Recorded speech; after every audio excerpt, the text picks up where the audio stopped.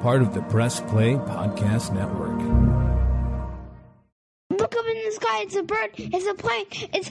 This is Jason J. Lewis, the voice of Superman on Justice League Action. This is Mark Wade, writer of Superman Worldwide, and you're listening to The Krypton Report.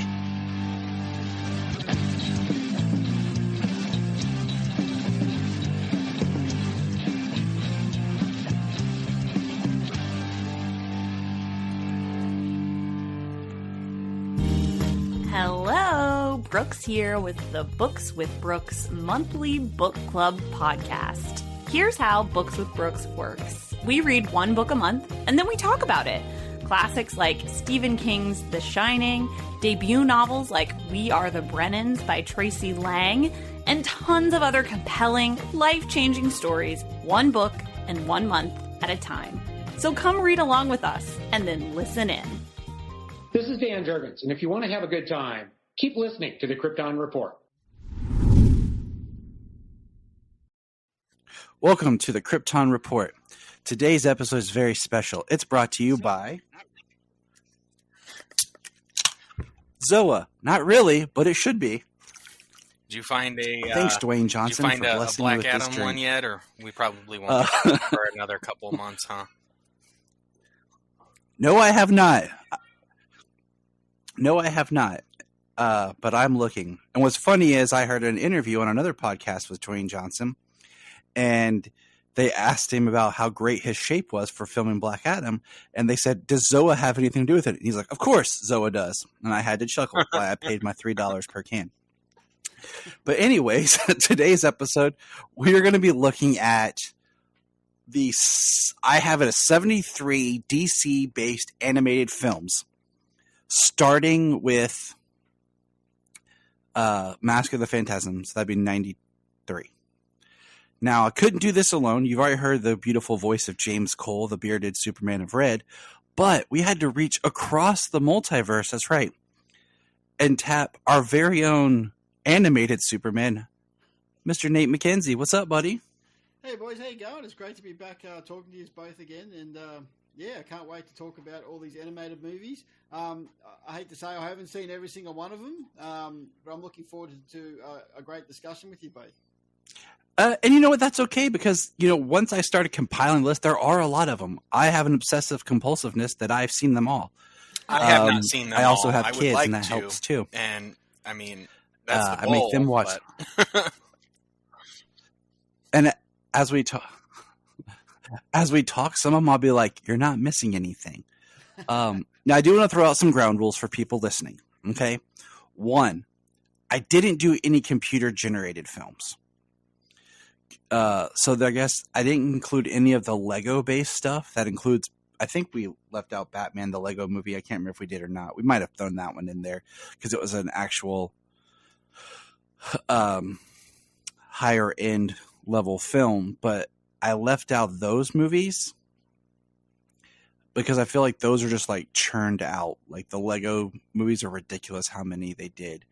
And plus those are even harder to watch, so we wouldn't really even have any kind of conversation with them. But yep, didn't see it. All right, moving on. So I just wanted to throw that out wait, there. You didn't see Lego Batman? No. I know. We didn't. But I did. No, I saw Lego Batman, and I'm on record. I like Teen Titans Go better than Lego Batman. I enjoy it. You more. might. I'll probably get some hate mail for that. That's okay. That's okay. But the other thing I want to point out to all of our great, wonderful listeners is if you haven't checked out Nate's show, Nate reviews Superman the Animated Series and has started doing some of the animated movies reviews. So we thought, who else better to have with us to talk about animated stuff but Nate? And this is actually going to be a 2-parter because we have so many movies to do. Part 2 will appear on Nate's podcast, and we'll have a plug for that by Nate, so you'll have to follow up with him to hear the rest of it. Now, also, we decided like it would be kind of ridiculous to try to put these in a ranking, so we thought we'd go to like the coolest new trend of TierMaker, because I was up one night playing on TierMaker, making stupid crap like I do sometimes, and I thought that would be a much more fun discussional point. So if you're not sure what TierMaker, go to tiermaker.com. You can find, I'll actually have in the show notes the link to the template that we're working out of. If you want to do that before you listen to the podcast, awesome. If you want to do it afterwards, awesome. And so Nate made his, James made his, I made mine. And as we go through here, we'll see if we can kind of figure out and make one as the group. Okay? I think that pretty much sums up everything. Everybody good? Yep. Good to go. All right, my friends. Let me take another drink of this orange Zoa. That's good. I'm pushing hard for you to be sponsored by Cherry Coke. Definitely. So it's not going to happen. Love to put but a I can Zoa pray, right? ad in there. You know.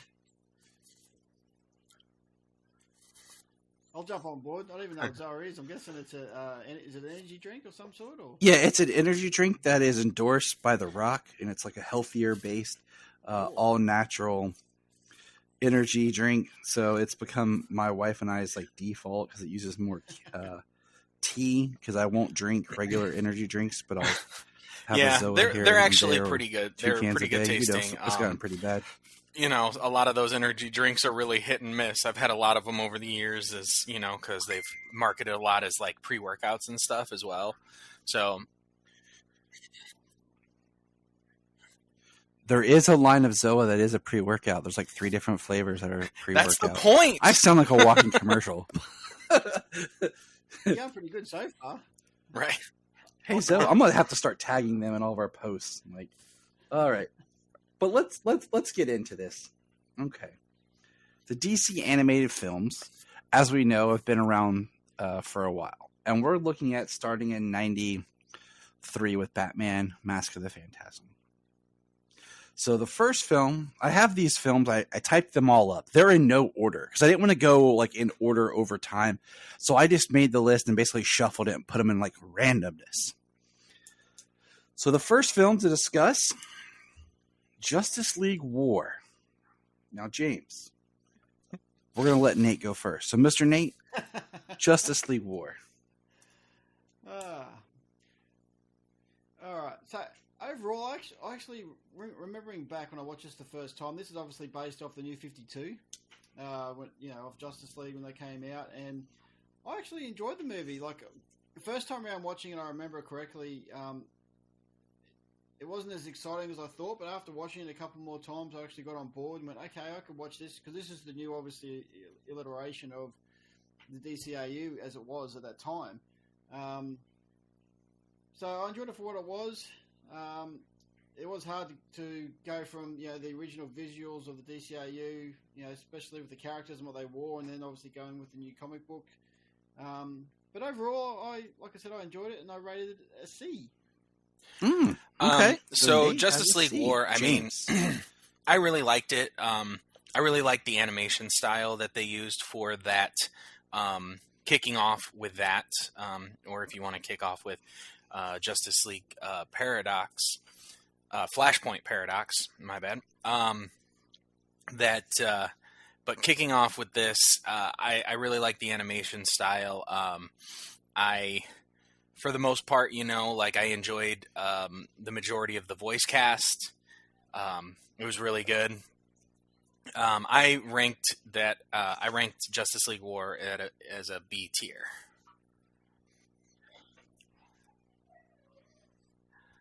Oh, okay. All right. So I'll go last because that's how I am. So Justice League War, I have a sweet poster actually behind me that I got at FYE. Rest their souls as America changes our malls. And I actually rated it as an A because I found that I went back to it often and I really love the voice cast. And as the movies go, some of the cast is changed. Superman is one. I think he's changed for the better. I'll admit that. Green Lantern is changed. Wonder Woman is changed.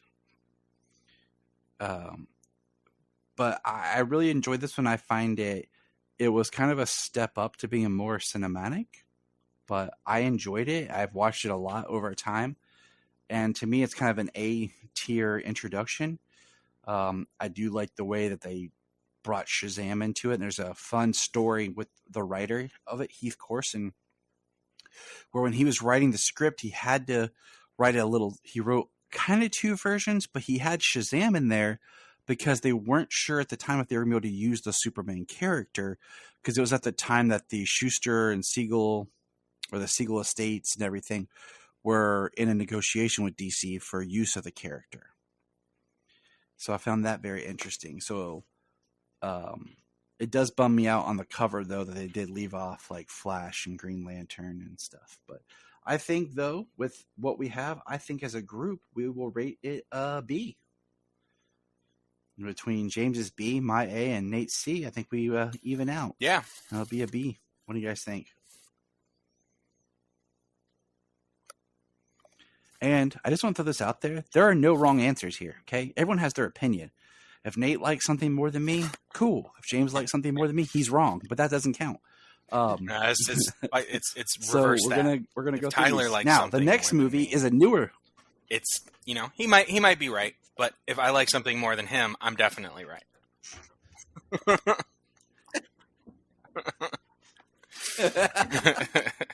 That's how it works. That's how it works. Nate's like, I just like what I like, guys. Please don't make me pick and choose. I like you both. The next movie is Teen Titans Go in DC Superhero Girls Mayhem of the Multiverse. This is a new one. I may be the only one who's seen this. Mm-hmm. It just came out in June, right? Yeah. So if a movie hasn't been seen, we had this conversation earlier. Correct. We're automatically dropping it to the E category. Correct? Yeah. Awesome. Nate, have you seen this? So James, probably have you about seen this? half. I was sitting here watching it with the kids, and I had the baby, and she was taking a nap, and I was holding her, and I'm kind of notorious for falling asleep when my kids are asleep on me. So I fell asleep, and I woke up, and it was over. Oh, I remember. So those I days. enjoyed what I saw, because I do like, I do like Teen Titans Go, and I do like DC Superhero Girls. It was definitely more of a superhero girls movie, at least the first half from what I saw. And it was really funny. It was enjoyable. I ranked it in the D rank because I didn't finish it, but I did enjoy what I saw.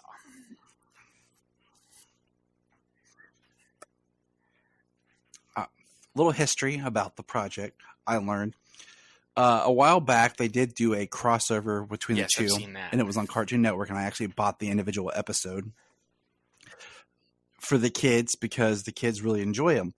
I bought the second season of DC Superhero Girls for Sayla, and her and I have been watching that, and we've had fun doing that.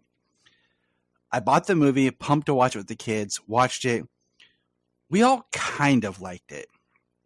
And the problem with it is it was made to be a DC Superhero Girls movie, but then in like the 11th hour, they decided to thrust the Teen Titans Go in there, and they're so oddly placed that it doesn't feel as cohesive as it could be, and I think it makes it a lacking movie.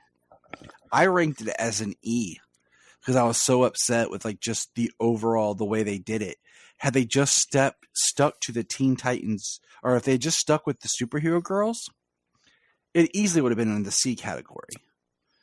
But I was just very unhappy with how it plays out. Yeah, I mean, so I put it as an E. The interesting thing I saw, because they were like, from the majority of what I saw, like the Teen Titans were watching the DC Superhero Girls, like on TV, but they were watching another universe.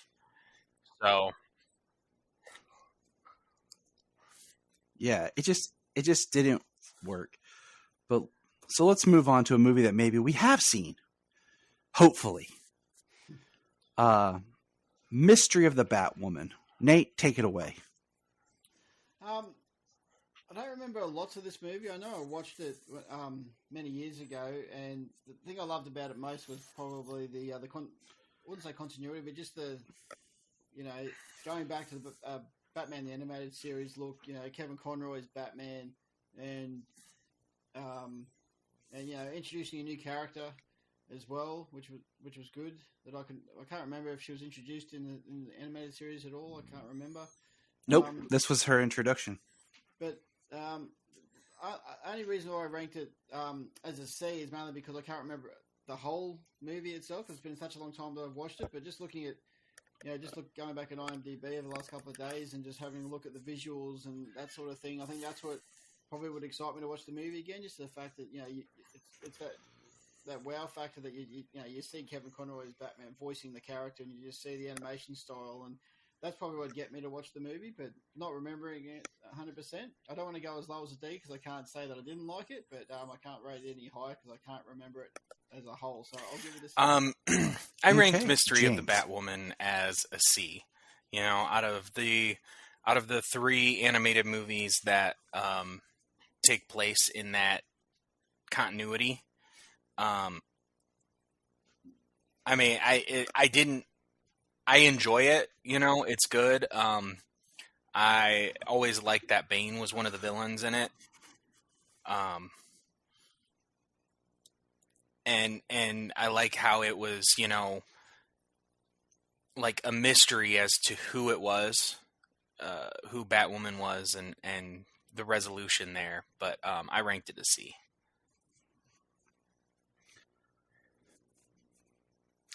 I also ranked it as a C, and part of that is out of the Batman the Animated Series universe films, the 3 that they did, it's definitely the least. It feels like just a longer episode. I don't go back to it that often. But what I do like about it is they took kind of the 3 different origin ideas of the Batwoman in the comics and kind of found a way to play with that in the movie. And this is, her only appearance in the animated series. So I guess we're all agreed. And it was one that I didn't know was coming. I just found it one day on the shelf at my video store. And I was like, oh, cool, And I didn't rent it that day, but I went back later and got it. And I don't even remember the first time I watched it. Most of these I can probably tell you when I was doing, what I was wearing, maybe what I was eating, but that one I can't.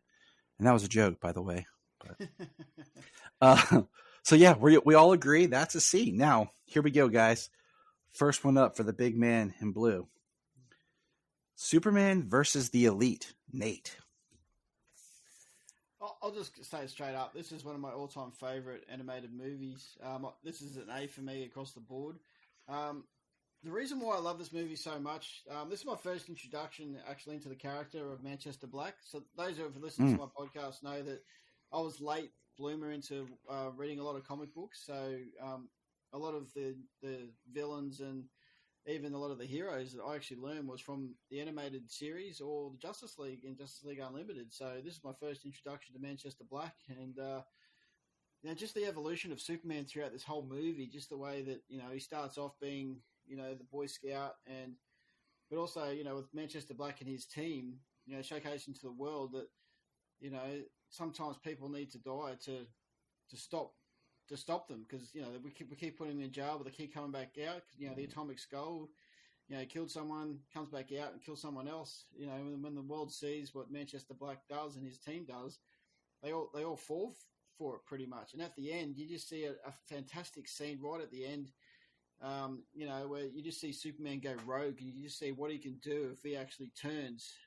to the dark side, so to speak. And just that last, couple of scenes was just so epic, and it was just a wow factor, and you could just see, and it just changed everyone's view of the Man of Steel as well. Even they saw it in him as well. They knew that we can't afford for our superheroes to end up like Manchester Black and his team and end up turning the world around. So that's the reason why I love this movie so much. Just of how it basically went around in circles. Basically, the Boy Scout, the public went against him about his views about how he treated the villains, but then at the end of the movie, we're back around to the start, understanding why Superman is the Man of Steel and who he is and why he is. All right, James. Hello. Okay, there we go. Sorry.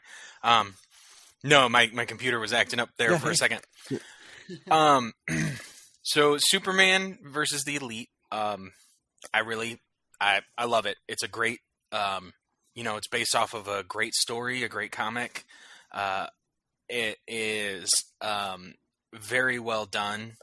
The only negative I can really give it is the animation style is very cartoonish for how serious in nature the tone and the content is. And it's only that comparison. I don't not like the animation, so it still looks really good. It's different, but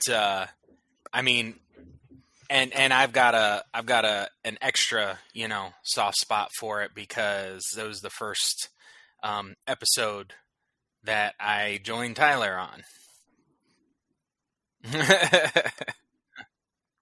Oh, I was going to say that too. Yes, it was. I give it an A. James's first time recording together. Oh, wow. All right. So it's going to be an A for our grouping, but I put it as a B only because of the animation. Like, I was trying to get very particular. I think the story is great. I think the voice casting is great. I think the direction is great. The fact that I think this is a very serious and strong story and the animation they chose to use for the film strikes me as odd. It's more cartoonish and playful than what the material, and it's not like they're trying to imitate the comic book art, because it wasn't like that either. But this is actually one I like to go to for Superman a lot.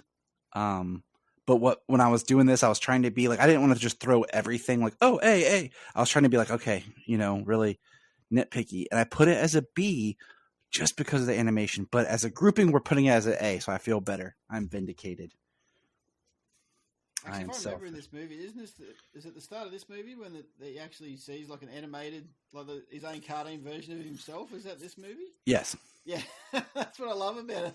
But you're right, like that's the only thing. If I can nitpick, as you both said, is the animation style. Yeah, if I could nitpick anything else, it's this story though. Like I like the animation; it's fun. But I don't feel like it matches. It's really well story. done though. Like especially when he talks about the third act there, when Superman decides to show what it would be like if he did what the Elite did. I mean, the animation is just really good. All the effects, all the powers. Superman even has a bloodshot eye, So, it's really good. It's just, it doesn't quite match up. Absolutely. Highly recommended movie to anyone who's listening who has not seen it. All right, so the next one is interesting. It's Constantine's City of Demons. Now, this one is weird because it's one of those movies that was like little shorts on the CW Seed that technically falls more into like the CW movie category, but sometimes gets grouped into the animated continuity category because it is Matt Ryan. It is that animation. So it exists out there. And what are your thoughts on this movie, Nate? This is another one that I know I've seen it because, when Matt Ryan obviously did the live action Constantine, then he came back on Legends of Tomorrow, and as soon as I found out he was doing an animated movie and he was voicing it, I thought I've got to see it, but I just can't remember everything about it as well. But I think, again, this is another one of those ones I'm just going to give it a C because just the fact that Matt Ryan was, voicing the character. There's not many people out there that voice their own animated, live action character, and the fact that he does this, and just having a look at the visuals again, it's something that I think if you like the character of Constantine itself, I think it's something you enjoy. But yeah, like I said, I can't 100% remember the whole story of what goes on, but yeah, I'll rate it a C. I do want to throw this out there. This is one of the things I forgot to say at the top of the episode. One, I did this up till Catwoman Hunted, and I technically should have included Constantine House of Mysteries, but I flipped those two movies in my brain. So that's one that we'll have as an honorable mention at the end. And the other thing was I did group things that were released as movies that were like episodes. I did put them out there because part of my childhood, they were movies. One being, we'll get there, the Superman, the Last Son of Krypton. Just those were the other points I wanted to make at the top of the episode. I totally forgot.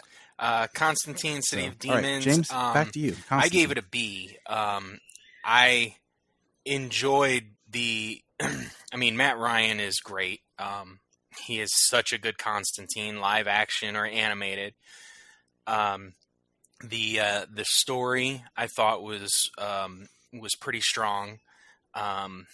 And I personally enjoyed the rated R nature of it because he is, like, the entire movie, he is dealing with demons. Like, this is a very dark story, and he's surrounded by, like, these horrible individuals, these horrible demons. So, you know, the fact that it's very dark, the fact that it's gory and stuff, And I love, horror movies and things, so it kind of was right up my alley. I liked it a lot.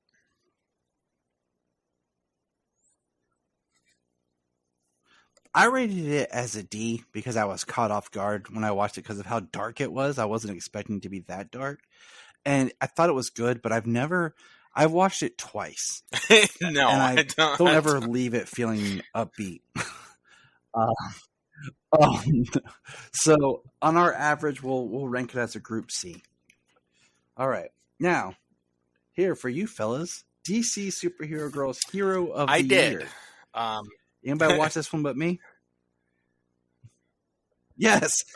Nate, you watched this one?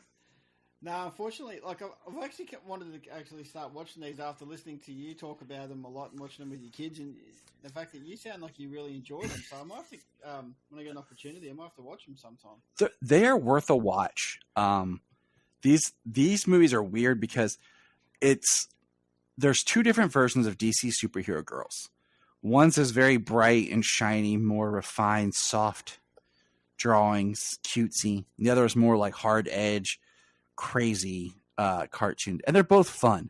And my daughter and I, watch them together, and Solomon watched them because they have like the other characters as well. But it started out as like these 10-minute or 2-minute or 1-minute little shorts on YouTube, or not YouTube. You can watch them on YouTube, but they were on Cartoon Network, and it was like really, there was no show or anything. And then they did 3 movies. And this is the only one I've seen. This is one of those releases of a movie. Hero of the Year. I got it for my daughter, when it came out, when it was released on DVD. So it's the only one I've actually seen. And what would you rate? The only reason, honestly, that it's rated a D, and the only reason for it being I don't remember much of it because it was so long ago. I haven't seen it in so long.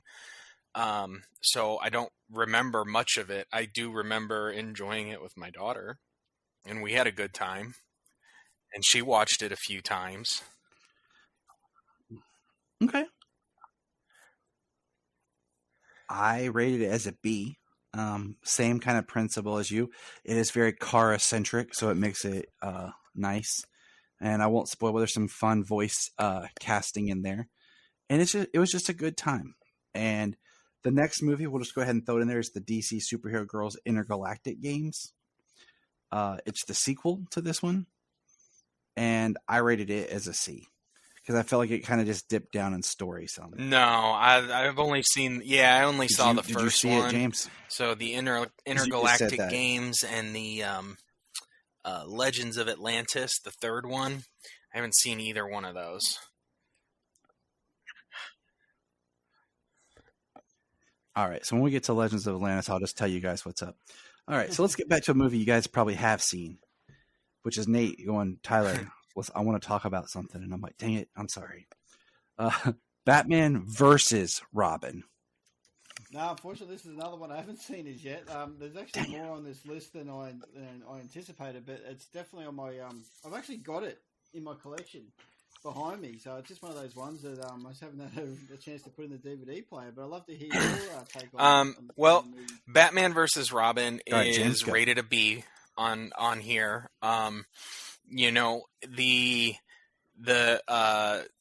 that animated continuity has a 3-movie Batman, Damian, and Bat Family arc there. Son of Batman, Batman versus Robin, Bad Blood. But Batman versus Robin, I rated it a B.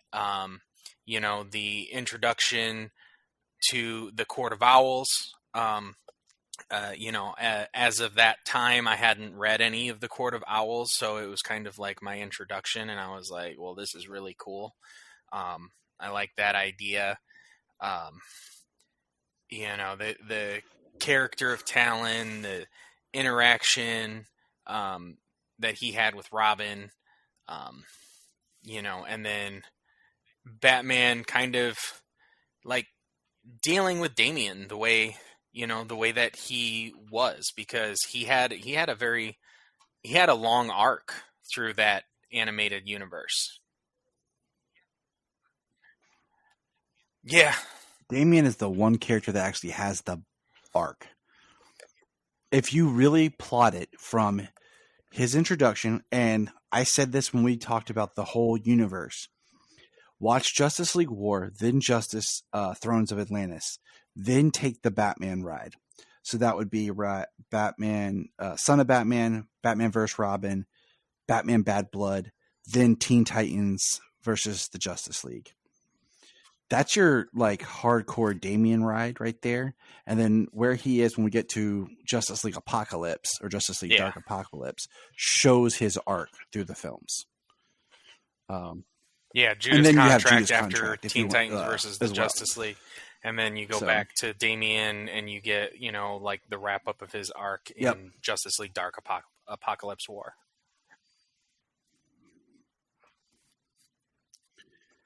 So, and that's my thing is, don't watch Son of Batman after Justice League War. Watch Justice League Thrones of Atlantis, then do Son of Batman.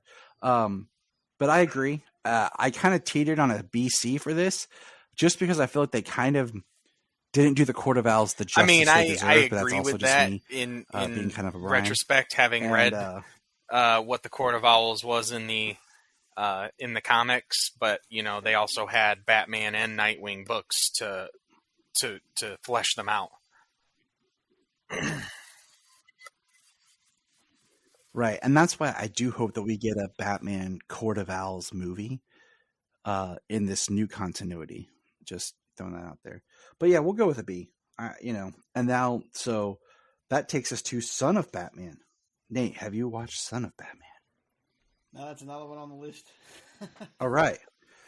So I mean, James, it's ranked James, how did you feel about up here as well. I actually, it's kind of, so the story of Son of Batman, I'm actually kind of familiar with from the comics, because I mean, interesting story was I went to see the Dark Knight, and they had like radio personality or something there, and they were doing like a trivia thing.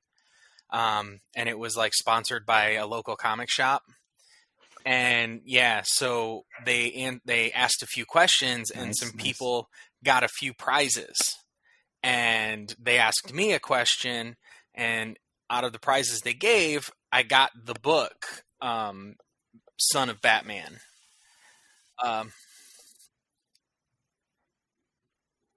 And is it Batman? But isn't it? Yes, it is Batman and Son. Am I? Mm-hmm. And it's by Grant Batman Morrison's and Son. And then when they did the movie, they made it Son of it's Batman. very close. You know, there's a lot pulled from it. So, and honestly, I got the best prize out of the ones they gave out. That was pretty cool. Um, and so it was very familiar. I love seeing the beats. It was very good. And honestly, they had the same actor do Damian Wayne like the whole time. So it's awesome. Yeah, it's awesome to see him start and you hear him Yeah, as and it this young helps a boy lot. because that's what he is.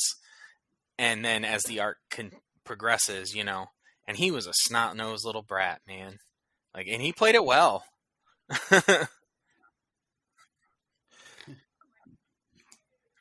Yeah, he does. He does.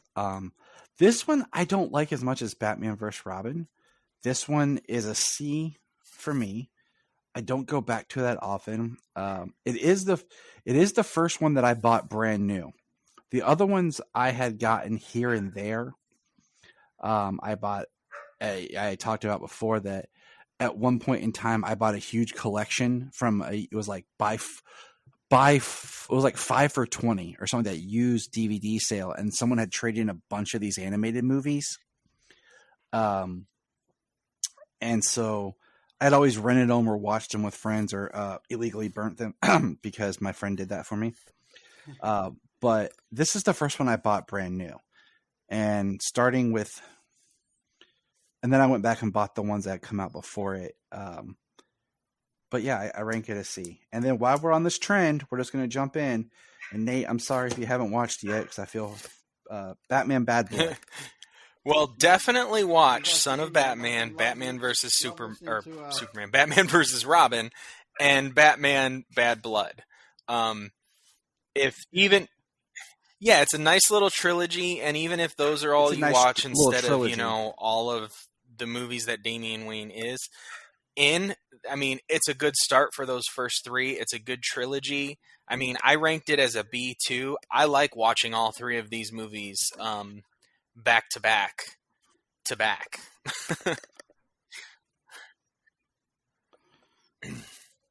Yeah, it's a good ride. I mean, this one, Batman Bad Blood, I'll just throw it out there. I did it as a B. I like this movie. It has the whole Bat family. It brings in Batwoman and Batwing with a nice little tease at the end of Batgirl. And it builds on what we've had. It builds on it. Yeah, gives and Damian and Nightwing a great bonding time. spoiler here, Nate, but we get to see we get Dick Grayson in the cowl. Sorry, that's all right for that portion. Yeah, and fun. So the fun story with this one. This is the last movie I bought on DVD. After this, I just started buying them all on Blu-ray because I was like trying to save the difference. But then I was like, whatever, I'm done. So this was the last one I bought on DVD. And the day this one came out was the day we moved into our house. It was a house that we were renting. And the first night we were there, this is what we watched. That's how we christened the house, watching this movie. So we put it as a B. All right. Now, Nate, please tell me you've watched this one. Batman Beyond: Return of the Joker. This is a funny story because I've never actually watched all of Batman Beyond as a series. It's one thing that I've actually wanted to buy on Blu-ray and just watch from start to finish because... Do it.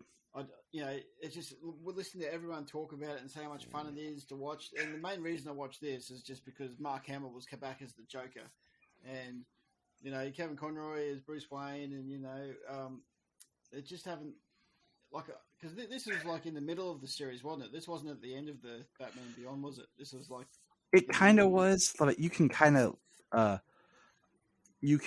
of watch it after the end of the series because the way the series ends. I like to watch it as after season 3, watch this, then go to Justice League.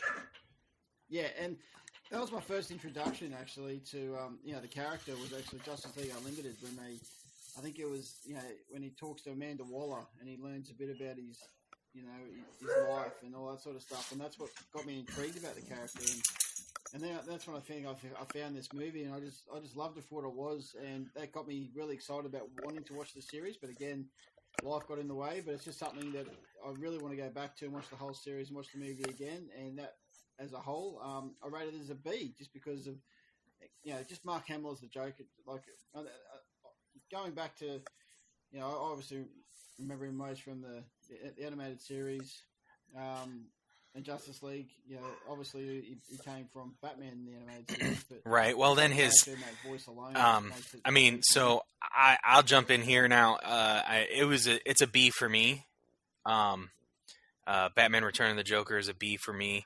It's for the animation. It was really nice to see them bring Joker back to that style that was kind of before, because he went to that really horrible like straight line mouth without any lips and like beady black eyes.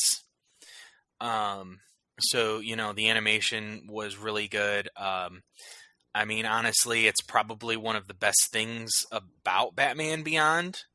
I do have the whole series, and I have watched it. But it is definitely one of the best things about it. And I mean, but that's just more or less because it is so good, and it has those strong ties back to the animated series. We get Barbara's Batgirl. We get that flashback. Tim is as Robin. And that section of the movie itself is just, that section of the movie is an A, So it's Batman Beyond Return of the Joker is a B. It's a really good one, and I think it probably got people interested in checking out the rest of the series.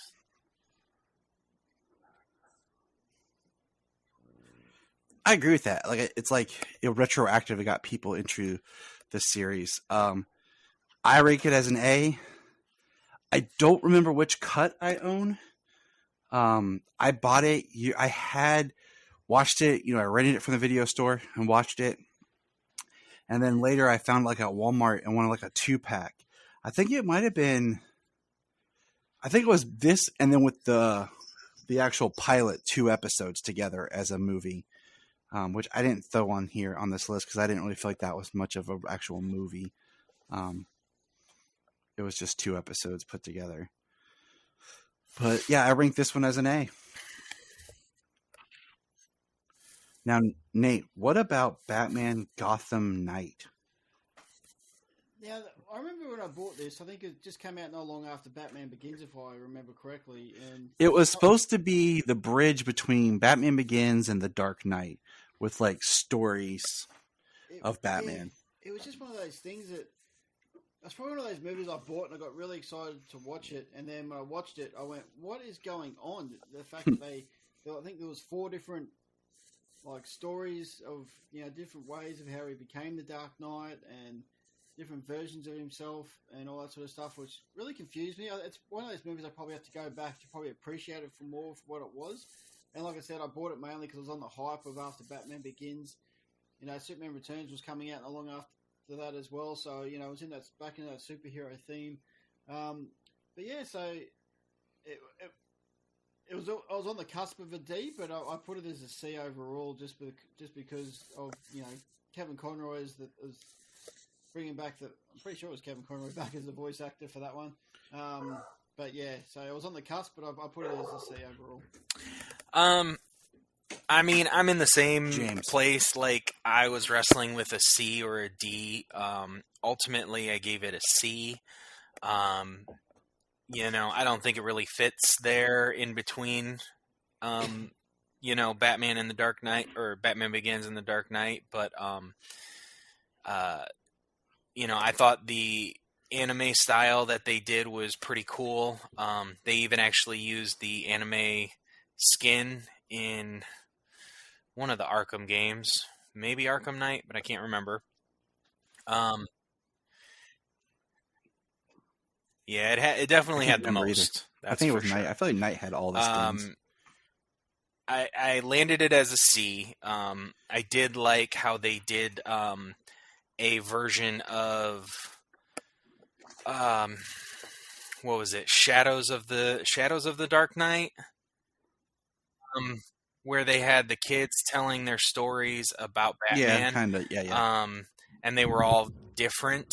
Yeah. I mean, I think the animated series did it better because they had, like different styles of Batman, like they had the Dark Knight Returns and a couple of others, but in this one there was like he was like a shadow, he was like a bat, he was like a mech, like a machine. Honestly, I think the coolest part about it was like their stories kind of lined up. Like they were telling like the same story from different points of view at different Mm-hmm. times throughout like the chase. So yeah, I mean, ultimately, I gave it a C. It was bordering there, on a C or a D. But I mean, if this was a like a letter grade, I'd definitely be giving it like a C minus. You know?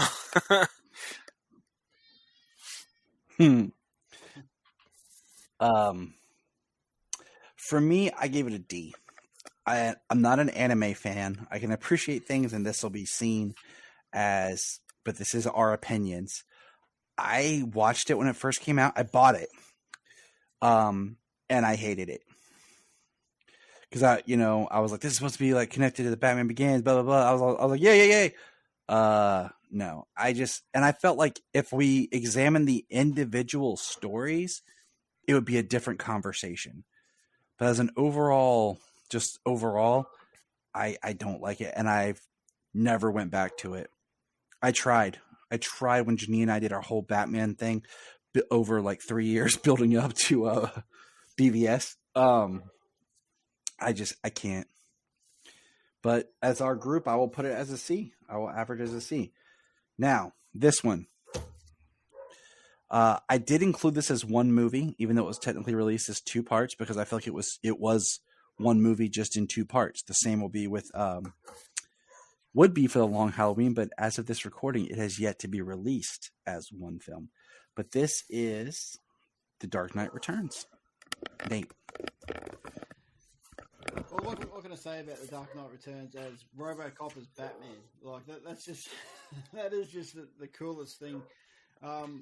Like I said at the start of this the podcast, that my introduction to a lot of these movies and characters was mainly from the animated movies, not the book. And the fact that this came from a comic book, and obviously knowing what it is now, I still class. This is an all-time favorite animated movie. It's one of those ones I'll always go back to and watch at least once a year, back to back. Just the style, just listening to it was hard initially when I first watched it, not listening to Kevin Conroy voice Batman itself, but listening and Peter Weller actually voiced the character, and then the actual storyline itself, and then obviously we know what happened later on with Batman vs Superman. Zack Snyder obviously took parts of that comic book into his movie, and the battle scene between Batman and Superman at the end, and just the stuff that happened to Green Arrow, and and to obviously Robin, and the story arc itself was absolutely amazing, and the animation style was perfect. I think that was taken right from the comic book, and it was a perfect example of trying to take the comic style and adapt it to cartoon animation. Yeah, exactly, and that was the whole idea of the DCAU. It was to take story arcs and actually make you watch it as if you're reading the comic book, and and as we pointed out before, Superman versus the Elite was a great movie, but the animation style was not straight from the comic book, and it's the same with some other movies we'll talk about coming up soon as well. But yeah, definitely an A for me, an outstanding movie, and something I constantly go back to, even though I'm a Superman fan. And yes, Superman is in the movie, but yeah, can't knock it at all. All right.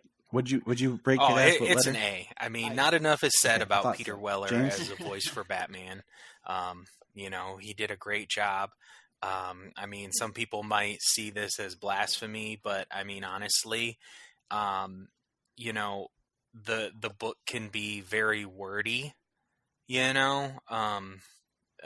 dense read. Honestly, I think as a translation to a movie, like this is better and quicker. than reading the book. It's and I like you agree. said, the art style, kind of cleaning up Frank Miller's art and doing it the way they did. Yeah, it's fantastic. I love The Dark Knight Returns, and I definitely it's an A. It's one of my it's definitely on one of my rewatches. Anytime I would like to grab a movie, I mean, there's a few of them that you can always grab, and if you don't want to watch Superman or Justice League, that's definitely a top tier Batman one to pick, especially to watch it all together. And then Michael Emerson as the Joker. So He doesn't get enough praise for his performance as the Joker, because it's a calmer, dare I say, older, refined Joker. And I rate this as a B. I do think it does teeter on the A. I'm just not a huge fan of the story. I have my issues with it, but a lot of that's how I feel like Frank Miller treats Superman. But I do think it's a great interpretation from. I own 2 copies of the book. Out there. I had one. I had one that I bought, and then Tyler sent me a gift. He sent me a hardcover collector's edition because I had a trade paperback. He sent me a hardcover edition that came with the deluxe edition of both movies put together on Blu-ray. So that was awesome, and that's how. Yes, because he's awesome. So that's how I got it. And I wanted it for so long, and Tyler sent it to me, and I was like, thank you, dude. Like, this is awesome. Like, this is a fantastic gift.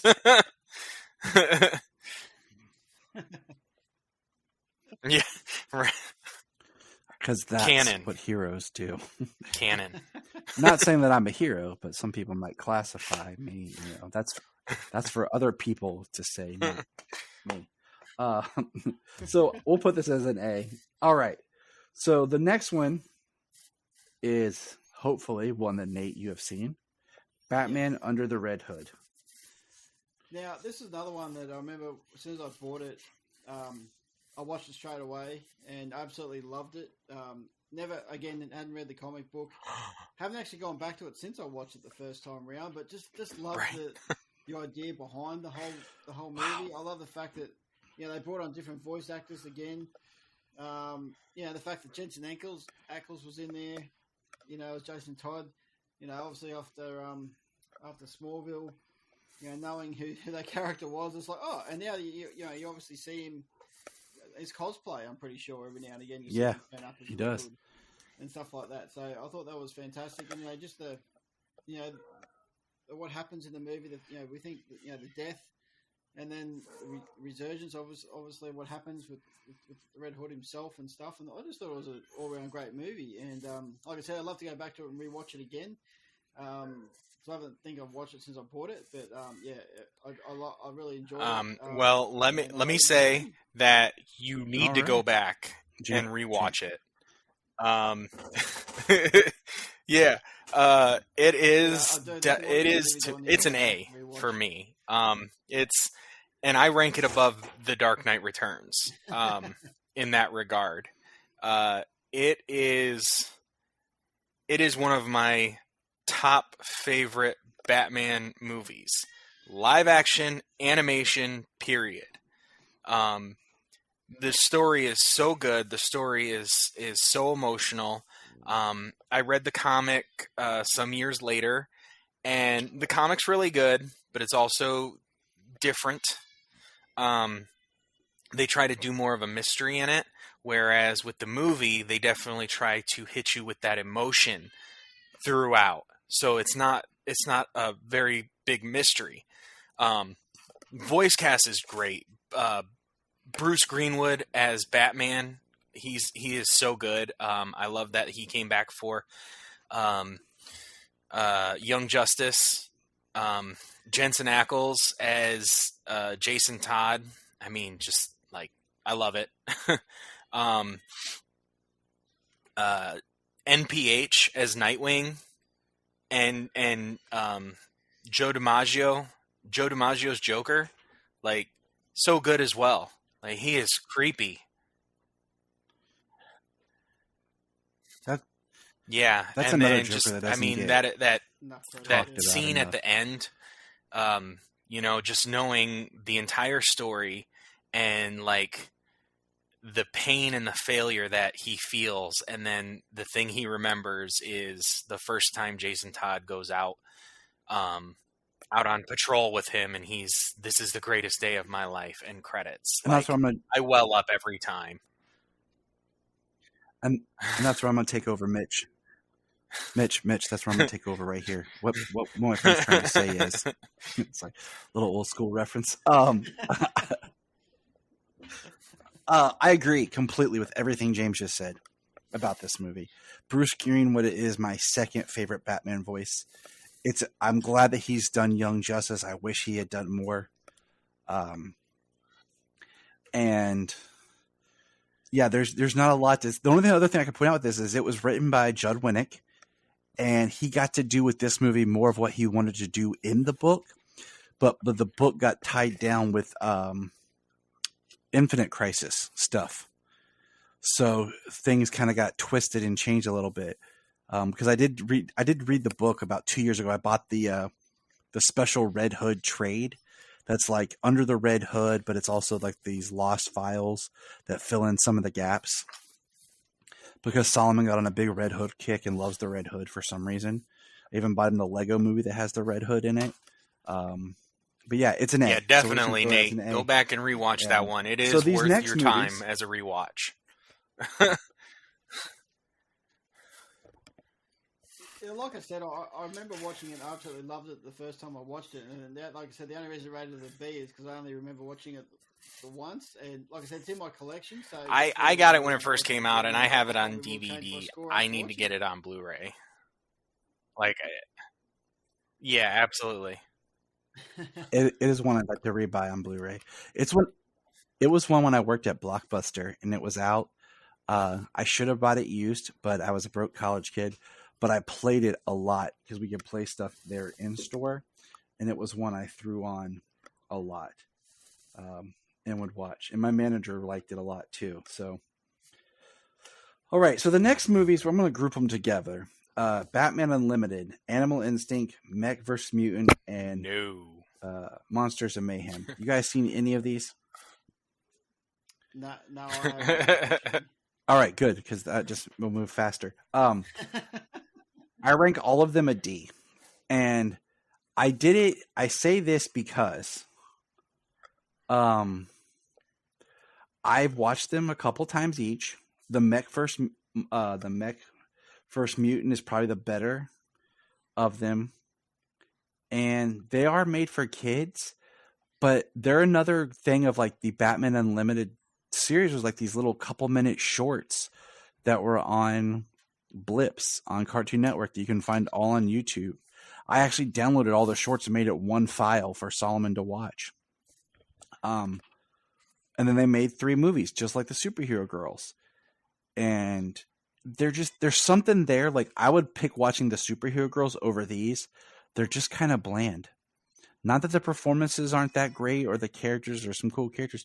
There's just something about them that when you sit down to watch, you'll understand what I mean. So I like kids movies just as much as anyone, so I can appreciate when things are made for kids. I mean, I said no as in like but no, these are just like I kind of never, boring and never. dull. They've been on my radar, and I wanted to watch them, but they just weren't. I didn't have them. I didn't have the access to them. Now I think they're like on HBO Max, maybe. I think they are. I found a collection of all 3, and I bought it for Solomon because we had got him at the library and he had dug it, and I end up buying all 3. And the one he goes to the most is the Mech vs. Mutant. So, see, Laura doesn't even like them. Right. She's telling you like, don't watch them, Daddy. Don't. She's like, don't waste your damn time. So the next one, The Batman versus Dracula. Nate, have you watched this one? No, I haven't seen it, but only because I think I remember seeing, just pictures and like the actual video case itself, and just looking at it, going, I just can't picture this as a Batman movie. But I'm hoping I'm going to be found out to be incorrect. But we'll see. So I started it, but I never got a chance James? to finish it. So I mean, it's on it. It's as an E on me here because I haven't finished it, and I've heard good things about it. And it's one I definitely want to check out, and hopefully maybe by this October spooky season, throw it in the rotation, try and watch it.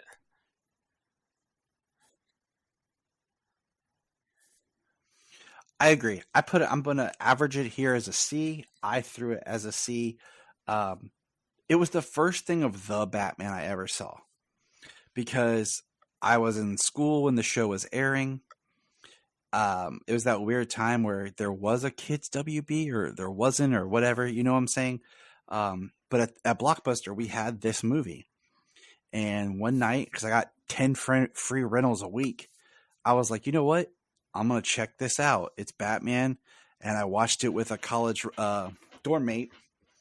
And then later I bought it, and I bought it in another one of those Walmart packs where it was like 2 movies together. And I think it was like, it might have been like this and Batwoman together. It was a weird one it was paired with. I like it. It is darker, more serious. It is worth checking out, especially, Halloween time. And it is a little dark with the whole vampire thing. Yeah, I constantly I haven't got watched it pulled in a couple away years, from it, so I didn't get to watch it. So, I saw that the Joker was in there doing his thing. I saw Dracula. I saw a lot of blood, but that's about it.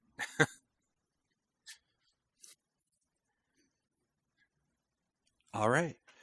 On the opposite flip side of this, Batman: Return of the Cape Crusader.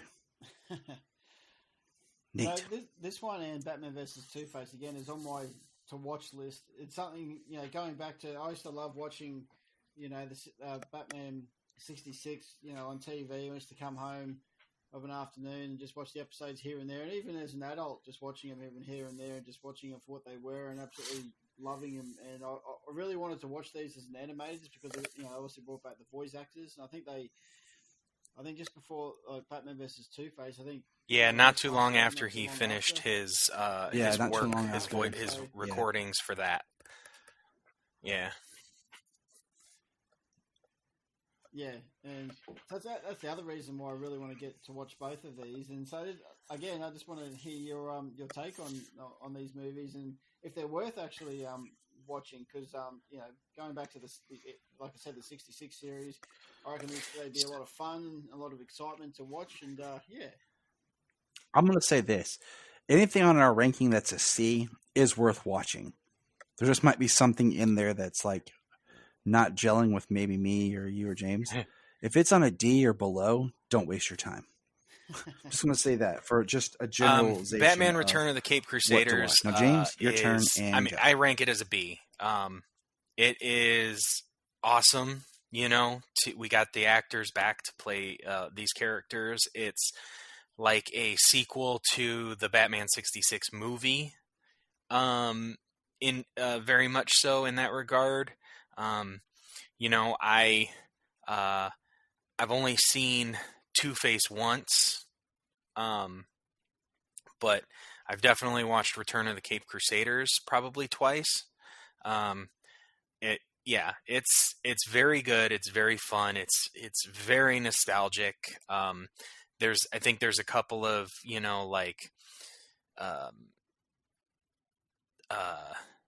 image rights issues, so there's a couple of tweaks in it, but otherwise it feels like you're watching Batman 66 again.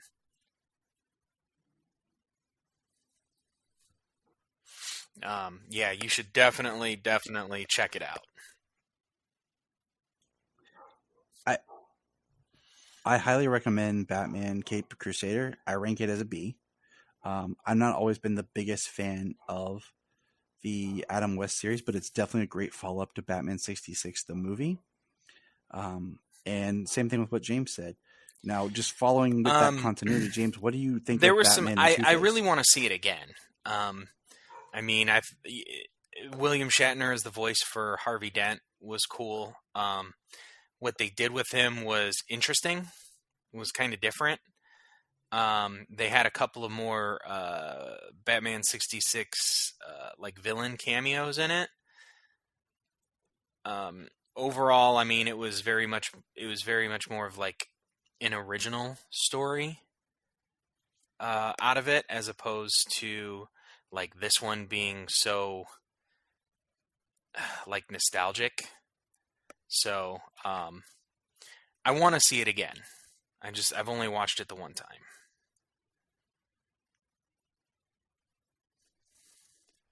I mean, I don't have a whole lot to say about it.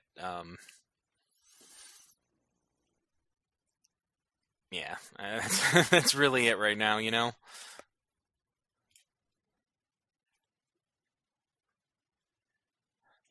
I like the Batman and Two-Face one a little less than this one. There's just something a little off, but it's cool to see Two-Face, being that it's my favorite Batman villain, and I rank that one as a C. But it's definitely worth watching, especially how they do some cool stuff. And off the top of my head, I can't remember which one does the fun thing with the Catwomen. It might be the Two-Face, or it might be the Return of the Caped Crusaders. The way they weave in both Julie Newmar and Lee Merriweather. So, all right. So now, The Killing Joke. Nate, did you watch The Killing Joke? Yes, I certainly have. So I don't know what happened over in the States, but in Australia, they actually put this on the big screen over here. I didn't get a chance to see it on the big screen, and there was a big hype when it came out here, obviously from the comic book. So once it came out on Blu-ray, I was, second in line to buy the movie. And let's just say, and many people will probably agree or disagree with me, I was very disappointed with the movie. Actually, it was very confusing. There was a lot of, I think they did, there's a lot of parts of the book they could have used to make it, people understand the movie a lot more. Like, I did obviously love the idea that they brought back Kevin Conroy and Mark Hamill to voice the Joker. That was probably the saving grace in some aspects, but unfortunately for me, The Killing Joke is a D. Having watched it not too long ago, actually, for another podcast that I was lucky to be on to talk about it, I think, even in that discussion, all of us were pretty much on the same agreements that it wasn't what it was hyped up to be when it came out and was released. Well, so I have The Killing Joke ranked as a C. I think they should have done like a long short, done it in 40 minutes. Yeah. And done it that way, and just kind of did the story, because that last 45 minutes, which comes from the comic, is really good. I I had to make my own edit. I mean, the beginning's just so Bruce Timm, and the weird Bruce Timm, how he's gotten, like. I mean, you had hints of that back in the old animated universe. Yeah. But so the beginning, and I understand why it was done, to kind of give you a history of Batgirl and kind of give you something to care about. And honestly, I think it was also there to inject a bit of drama, like. Not drama, a bit of something for Batman to think about and consider. Like, did Joker go after her because she's Batgirl? When, the only reason he went after her was because of Gordon. it had nothing to do with her being Batgirl or a connection to Batman. So I think it was kind of like inserting a level of uncertainty in there for Batman, just like one layer there. But Mm-hmm. I mean, the Batgirl stuff, like the way she is kind of really cool, and the action that she performs is really cool. But like the Paris Franz and the rooftop scene, I mean, it does drag it down. It can very well go without it. And I do disagree, and I think I might have said it before. I do disagree with a lot of people who are like he's a father figure to her. Like, well, no, he may be a mentor, but he is not a father figure. She has a father. Like, that's totally different. He is not a Right. father Yeah, figure he's a figure to mentor. her. So, I mean, if that's the route they wanted to take, I mean, it's a possible route that people could take, but I don't think a lot of people would be interested in. So I think that take is completely, like that take makes no sense. Like, that's not something that is valid when people say like he's a father to her. That's weird. That's disgusting. Da da da da. No, that's not it. Like, she's not an orphan girl that he took in and made a ward. Like, that Right. doesn't apply. But all in all, it still does not really belong or add to it.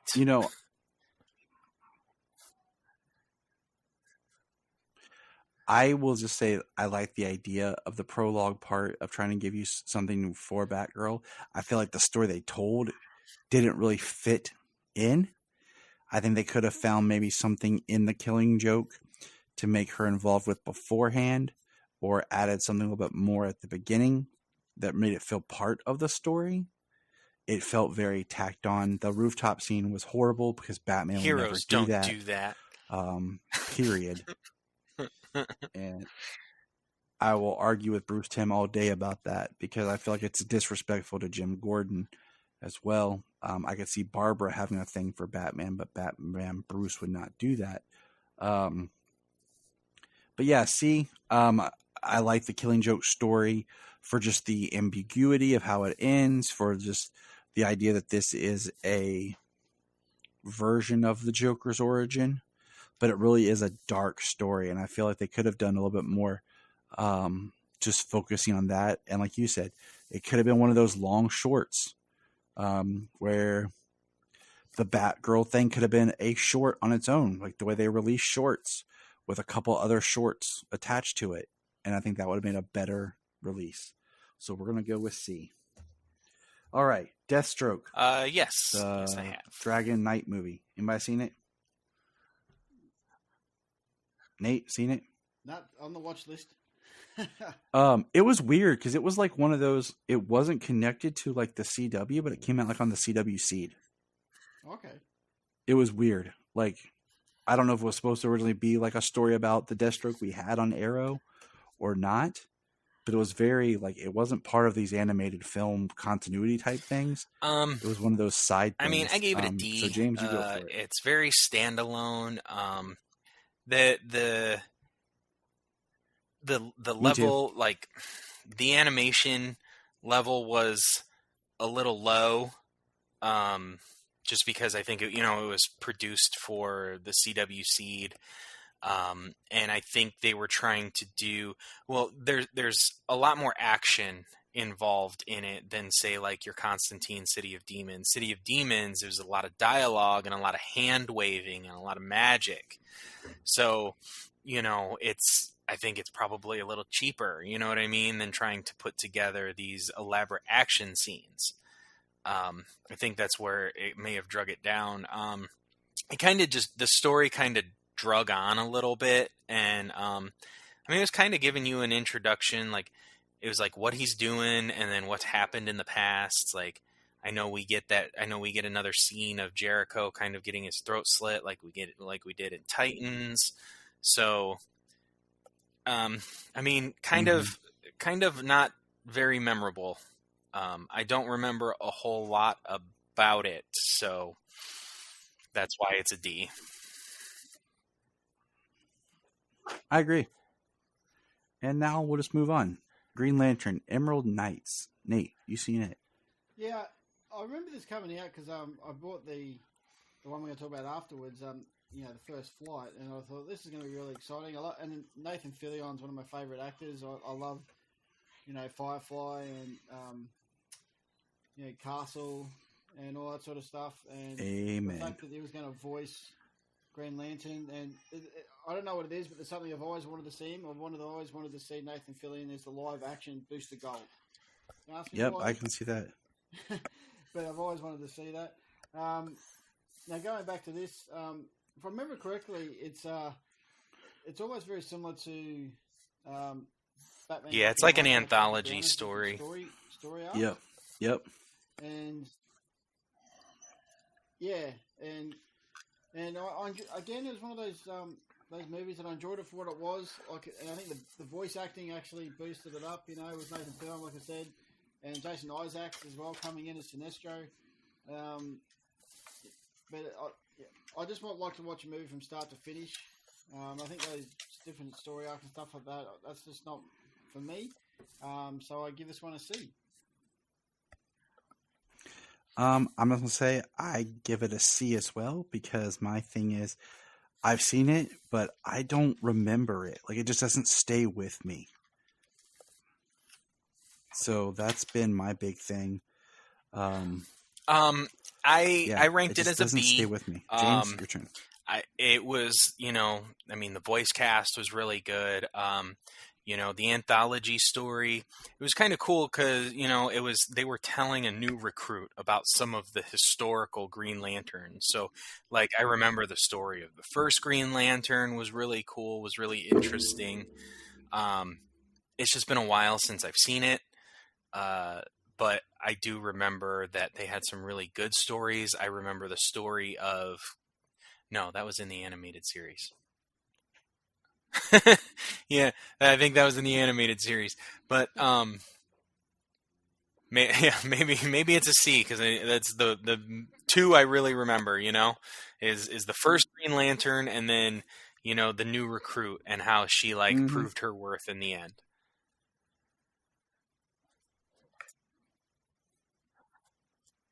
All right. So we ride in the Green Lantern wave. Let's take it back to Nate and First Flight. Yeah, I definitely remember watching this one when it first came out as well. And obviously the origin story of Hal Jordan. And I really enjoyed this movie. There was a lot of action. Like I said, same as what you were saying before, Tyler, with about Emerald Knights. I can remember parts of it, but I can't remember the whole movie. But I just remember, after watching it, I did enjoy it. And then leading into the live-action Green Lantern movie, I'm going, okay, yep, we know where we're going to go, and yep, we'll know what happened there. But I still enjoyed it for what it was. Obviously, different voice cast, which I found interesting. The fact that when they did the Emerald Knights, they just decided to change everybody.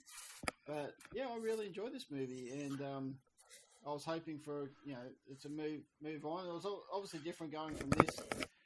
I'm watching this after watching Justice League Unlimited with Jon Stewart, and the fact that they brought Hal Jordan in, and then later on with some of the Justice League movies, they got rid of Jon Stewart and brought Hal Jordan into the Justice League movie. So it was interesting where they were going at this stage of the DCAU. But yeah, I gave it a B overall. So First Flight I have is an A.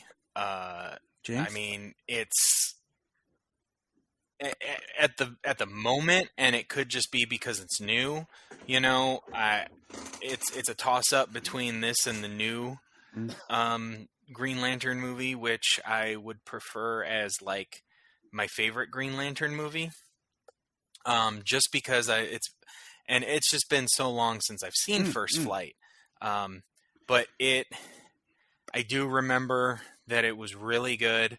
The buddy cop story that they had going on with him and Sinestro, you get to see Sinestro turn, and then Hal Jordan take up the fight, and it's really good, and I'm due for a rewatch.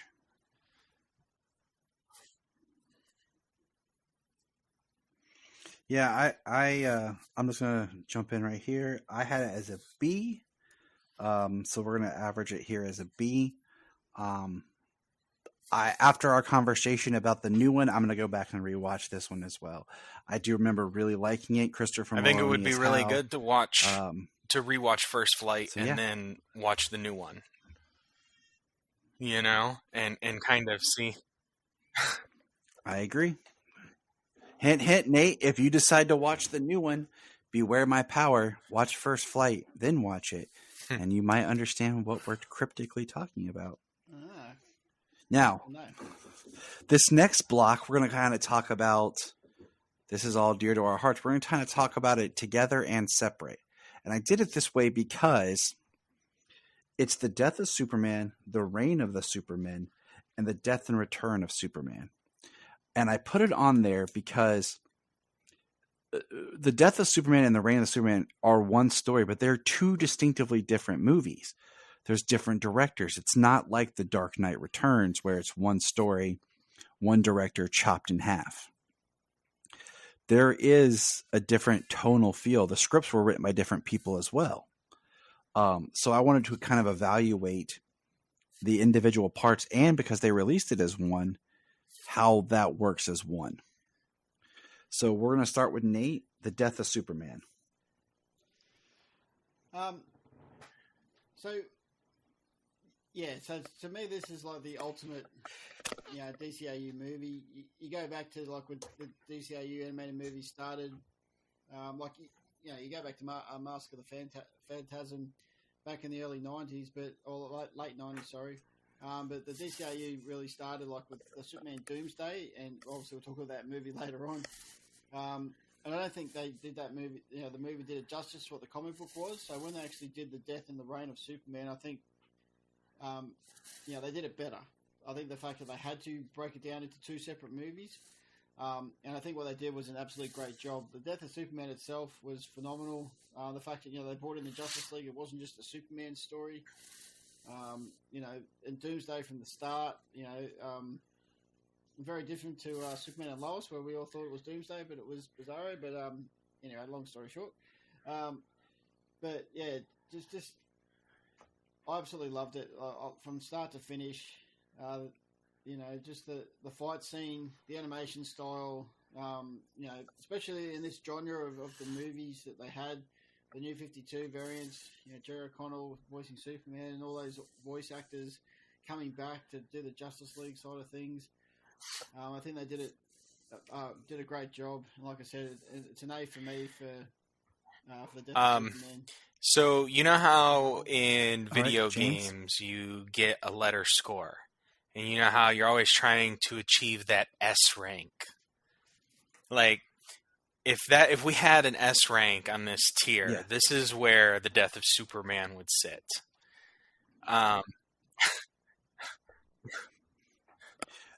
The blank templates have the S rank, but I just readjusted it because I wanted an E rank for certain movies I think are pure garbage.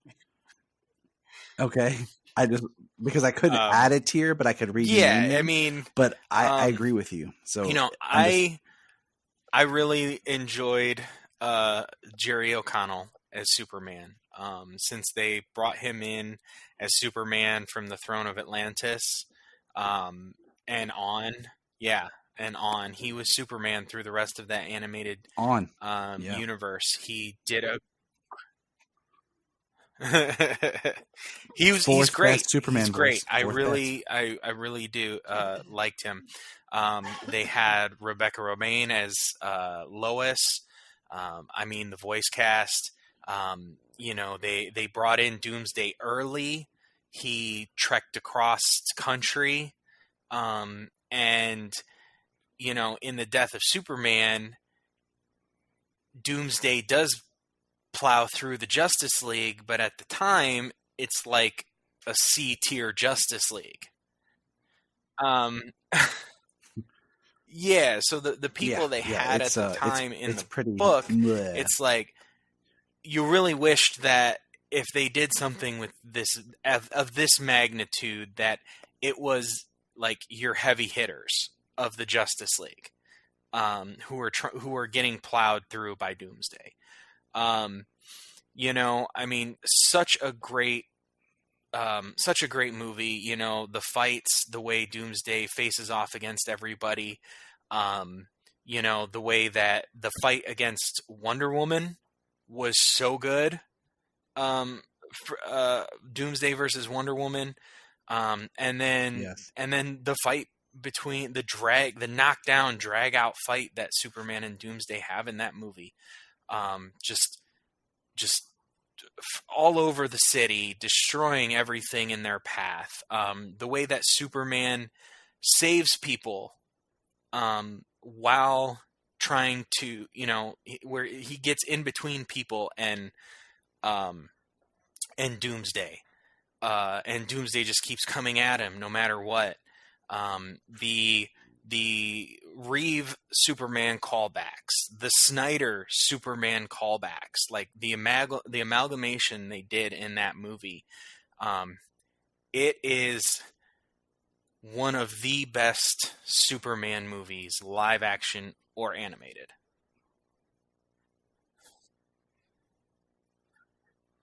And it really, I give it an A. I said that, but it really helps that it was in continuity. Yes. That's what really helped bring weight to this, instead of just trying to thrust a Superman at us and everything. All right, so now, Nate, Reign of the Supermen.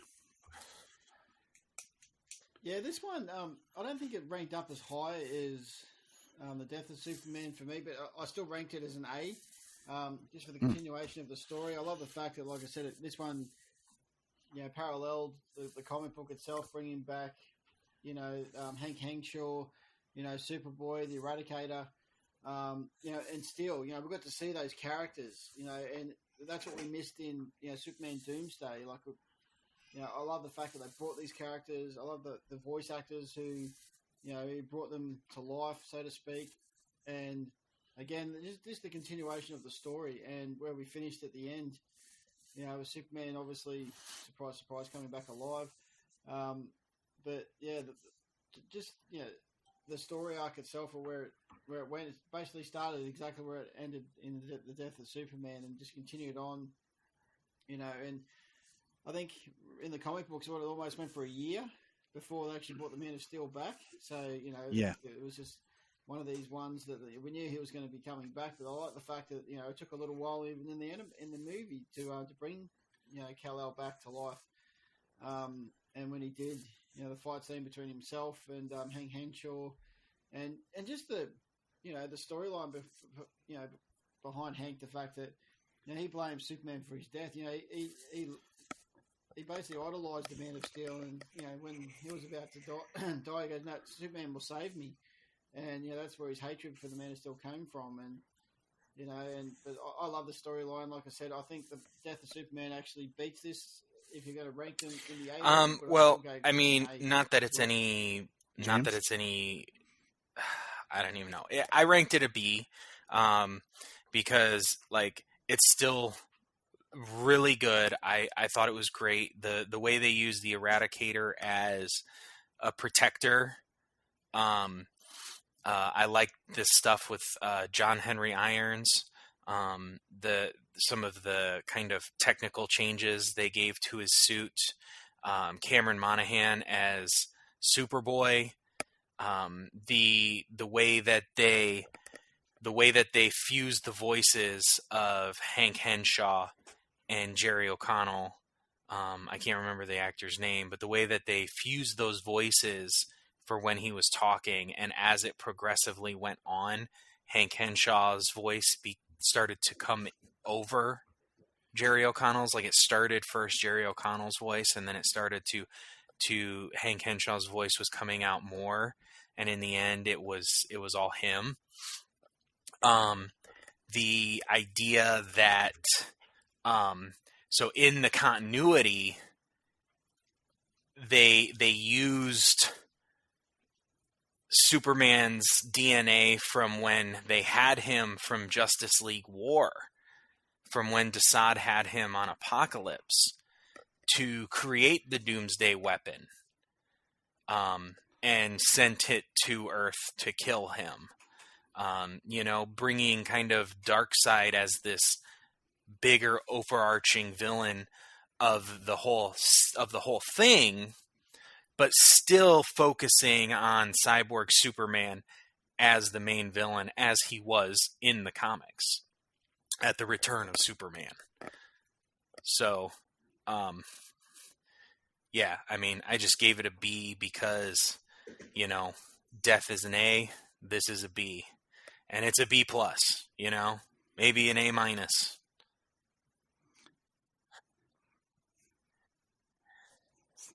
I'm going to be the odd man out here. I gave it a C because I agree with everything you just said, but there's something in the way the story is written and put together that I don't go to this one that often. I'll watch The Death, which is like a heart-wrenching experience for me. And I think it has to do a lot with the writing. You have two different writers on it. And the writer, his name escapes me. He would later go on to write Man of Tomorrow, who wrote Reign, and Death of Superman was written by Peter Tomasi. But, for our average, we'll put it as a B.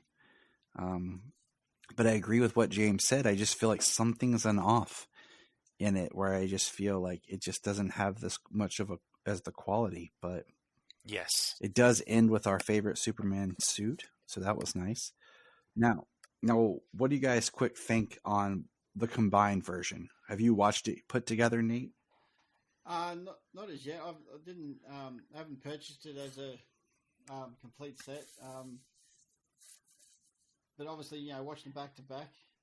Do they do anything different when they bring the movies together? Is there any added scenes that I've? Oh, it's very minimal. Like the way they cut the scenes of like the tease of the other Superman that's at the end of Death are just a little bit longer.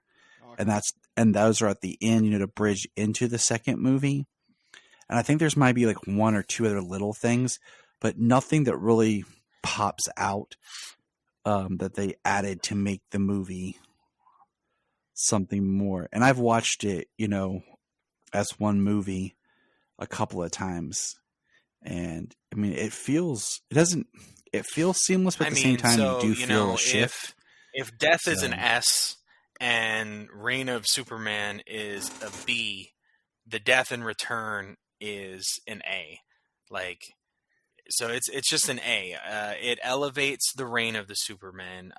It only adds up to, a handful, a dozen, 10, 20 seconds worth of extra stuff in there. It's just a couple of little quick things, but it is different. So when you watch The Dark Knight Returns, exactly where the first part ends and the second part begins. There is nothing. It is just a straight into the second part, minus credits and all that stuff. You know what I mean? But in this one, because of those post-credit scenes teasing the Supermen, they add those in. They're in kind of a different order. I think there's some sort of voiceover or something. And then, like I said, there's a couple of those little added bits in there. But the way that it flows, it actually it's merged into one movie better than just,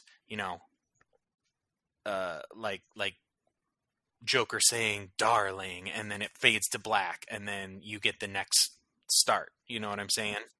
So it is a more seamless transition between movies. It's a cohesive movie together.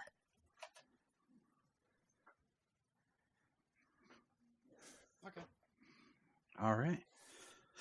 So staying with our man Superman, we got Superman, Man of Tomorrow. Nate. Yeah.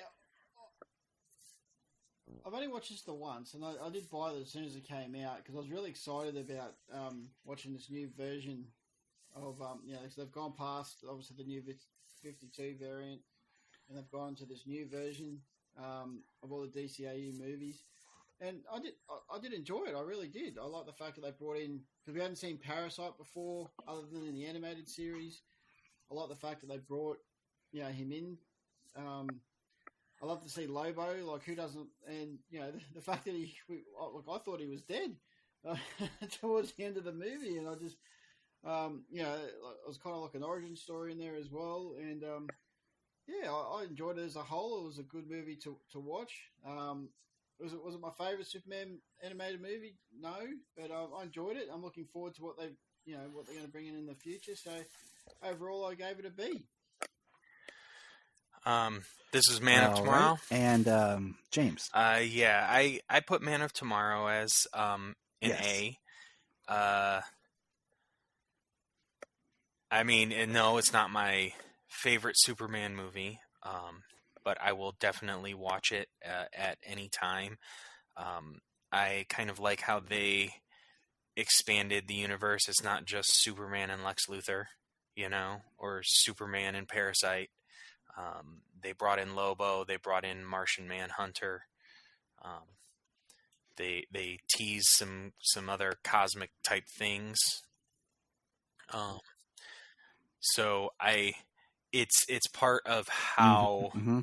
I think part of my enjoyment is with this new continuity, is they're always bringing in more characters, and they're always teasing a larger world that exists and turns and things happen, whether you see them on screen or not.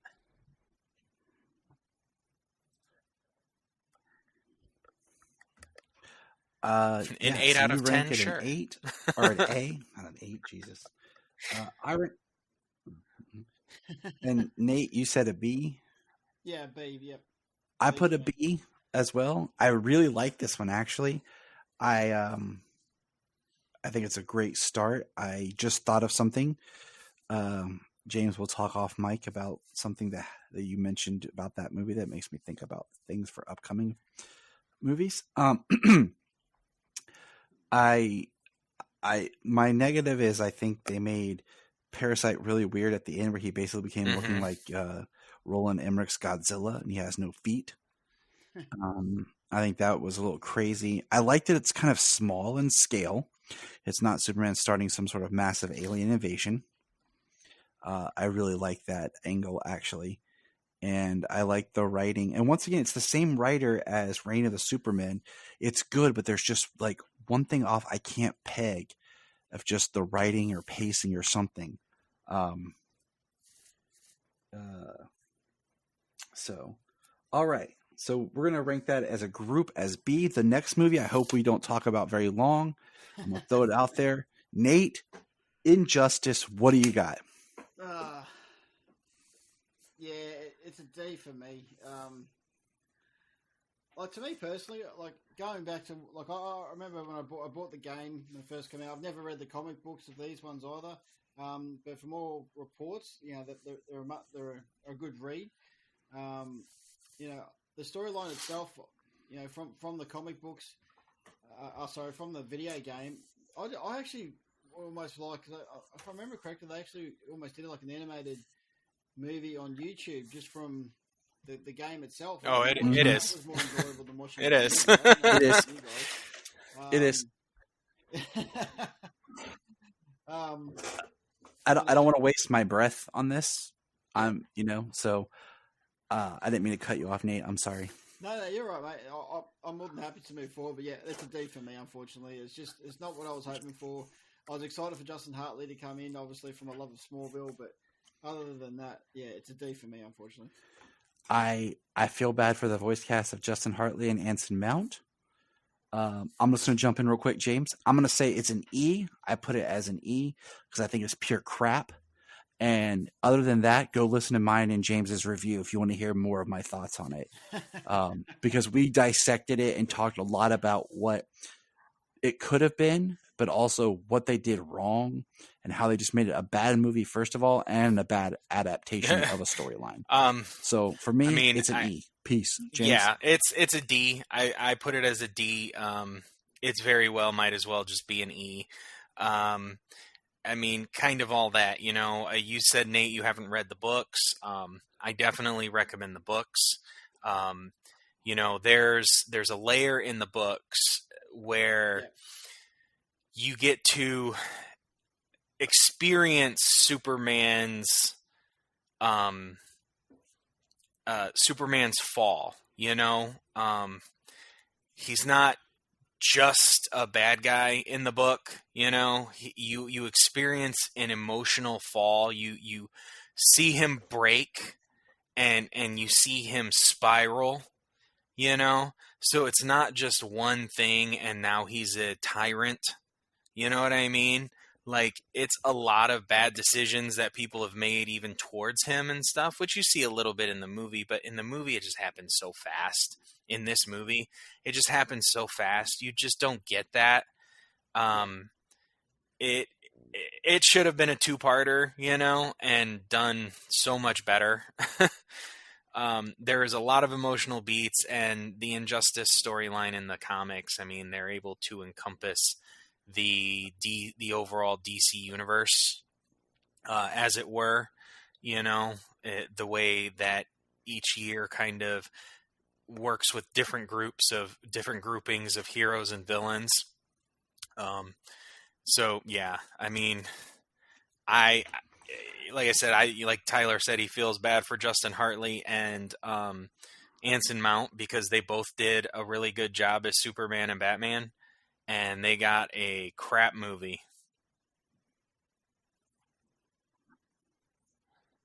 I'm just going to say this. I own every one of these movies that's on here. Some of them I have like digital, like I got a digital copy of them. This one I bought in 4K because it was actually cheaper. And if I could return it, I would have. Like, I don't even want to keep it in my collection of stuff on my shelf to actually have. Because, like, I am a big on physical copies and, you know, keeping stuff and trying to collect everything in some form for representation and having it. This one I would just like to pretend like it didn't exist. All right. Justice League Doom. Nate. Awesome. Nate's seen it. Yes. This is one of those go-to movies that if I really want, if there's nothing on, and one of those ones when I was a kid, I actually found it hard to sleep. So having some sound in the background actually was good. The problem with this one is I always want to actually stay awake and watch it. I actually really enjoy this movie. Also, the fact that, you know, Batman's got a plan if the Justice League goes rogue. Like, how awesome is that? And, you know, just watching how Batman. You know, and just watching, you know, from start to finish this movie, I just can't say how much fun it is watching this. Like, it's not, to me, it's not the best Justice League animated movies going around. But for what it is, for the enjoyment of it, I love the voice acting. You know, the voice actors come back as well from the, you know, the animated series. You know, just the continuity. I wouldn't say continuity, but, you know, introducing Cyborg as well into the mix as well, which we haven't seen before. You know, I think Nathan Fillion was Green Lantern here as well. So yeah, and I just enjoyed it for what it was. And overall, I gave it a B. Doom is an A for me. All right. I really liked this one. I really liked how Batman had a plan for each member of the Justice League, and he stresses his plan was to incapacitate and capture each member of the Justice League, and how his plans were adapted and changed to kill all the members of the Justice League. And then in the end, he's very Batman. He says, if you can't see that, then I don't belong here. And, you know, Superman says, you had all these plans to take us down. And he said, what was your plan for you? And Batman says, the Justice League. And then Superman hands him over the kryptonite, because even though he had these plans to stop all of them, he's giving him the weapon in case that is necessary. It's great. I think it is a very good movie.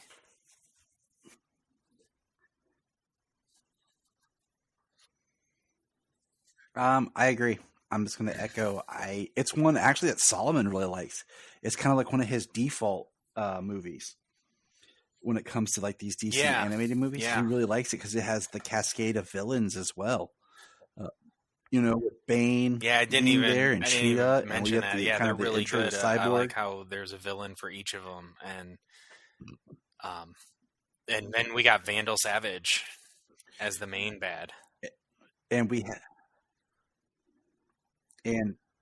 and the voice cast is, held over from the animated series minus um like you said, Nathan Fillion is Green Lantern, not doing the Jon Stewart role. So it's an A. So we're gonna rank it as ours as an A together. Now, Justice League Flashpoint Paradox. Nate. I actually really love this movie. It's one of those movies in this new, going past Justice League War, in its variant. I never actually read the again. I know it's a broken record, but I never read the comic book. But and obviously, rumors and innuendos going on. This is what the new Flash movie is going to be, very similar. But we'll just have to wait and see. Especially all the rumors going on about that movie. But yeah, soon I'll be cast as the Flash and James will be Batman. I'll bring you on, Nate, as Alfred, or if you want to be Green Lantern, we'll throw you in there, buddy. I could be Captain Boomerang. I think that's the only Aussie. All right, cool. I'm just trying to think of an Aussie villain or an Aussie superhero, but yeah, I think Captain Boomerang is probably the only Aussie spoken. So we'll do that.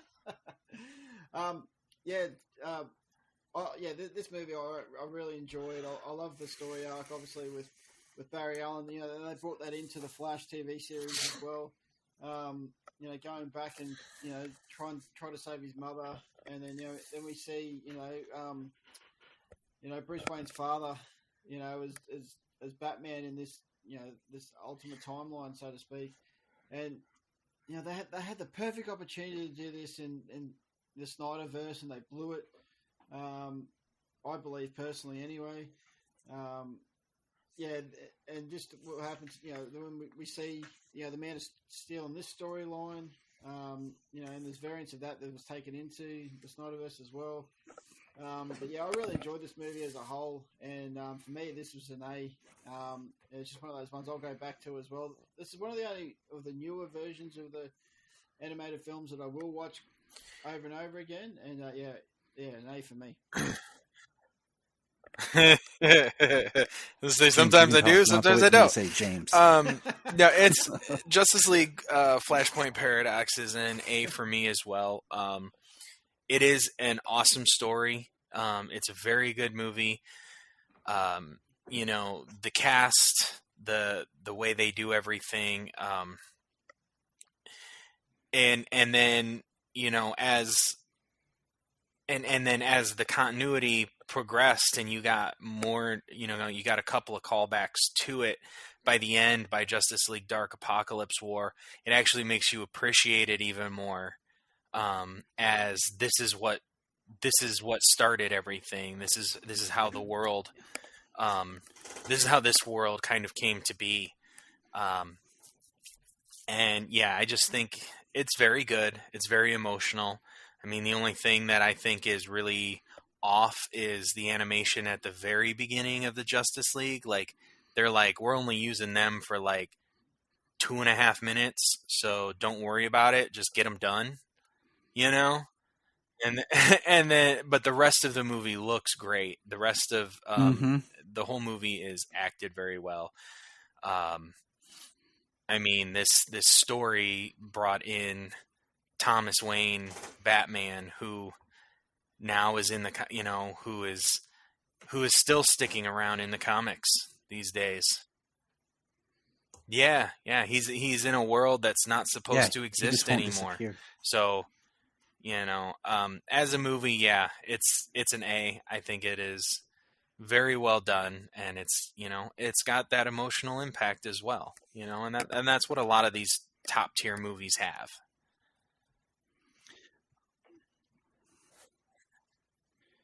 I ranked it as a B, and as a collective, we'll put it as a B. I agree with everything you just said. One of my things about this is I like how at the end of the film they do try to change the animation a little bit to look more like it will be with the New 52 style. One thing I do think that's sad, that's a negative, is that you have Justin Chambers voicing Barry in this film. And when we start with the continuity in War, it's Christopher Sounds Golem right. Smith. Is that? I'm trying to remember. I think that's. Yep. I think. And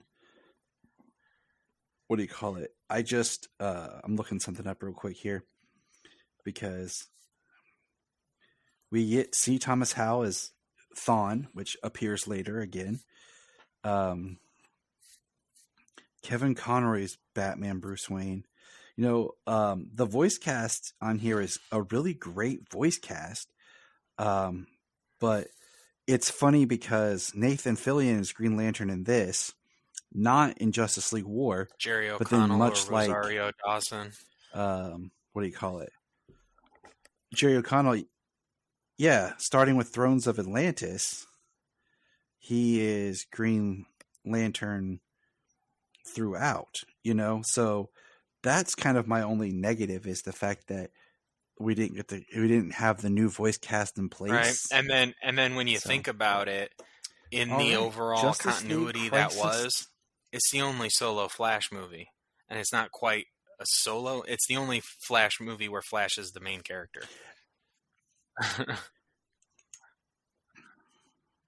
I will say this. Quick story. When this movie came out, I actually did tweet at Jay Oliva and say, great job. I really love it, but I think you did a great Flash. I'd love to see a solo Flash movie. And he tweeted back like, this is a Flash movie. And I was like, yeah, but you know, like one where he's not surrounded by everybody else. The good old days. Not really, but whatever. All right.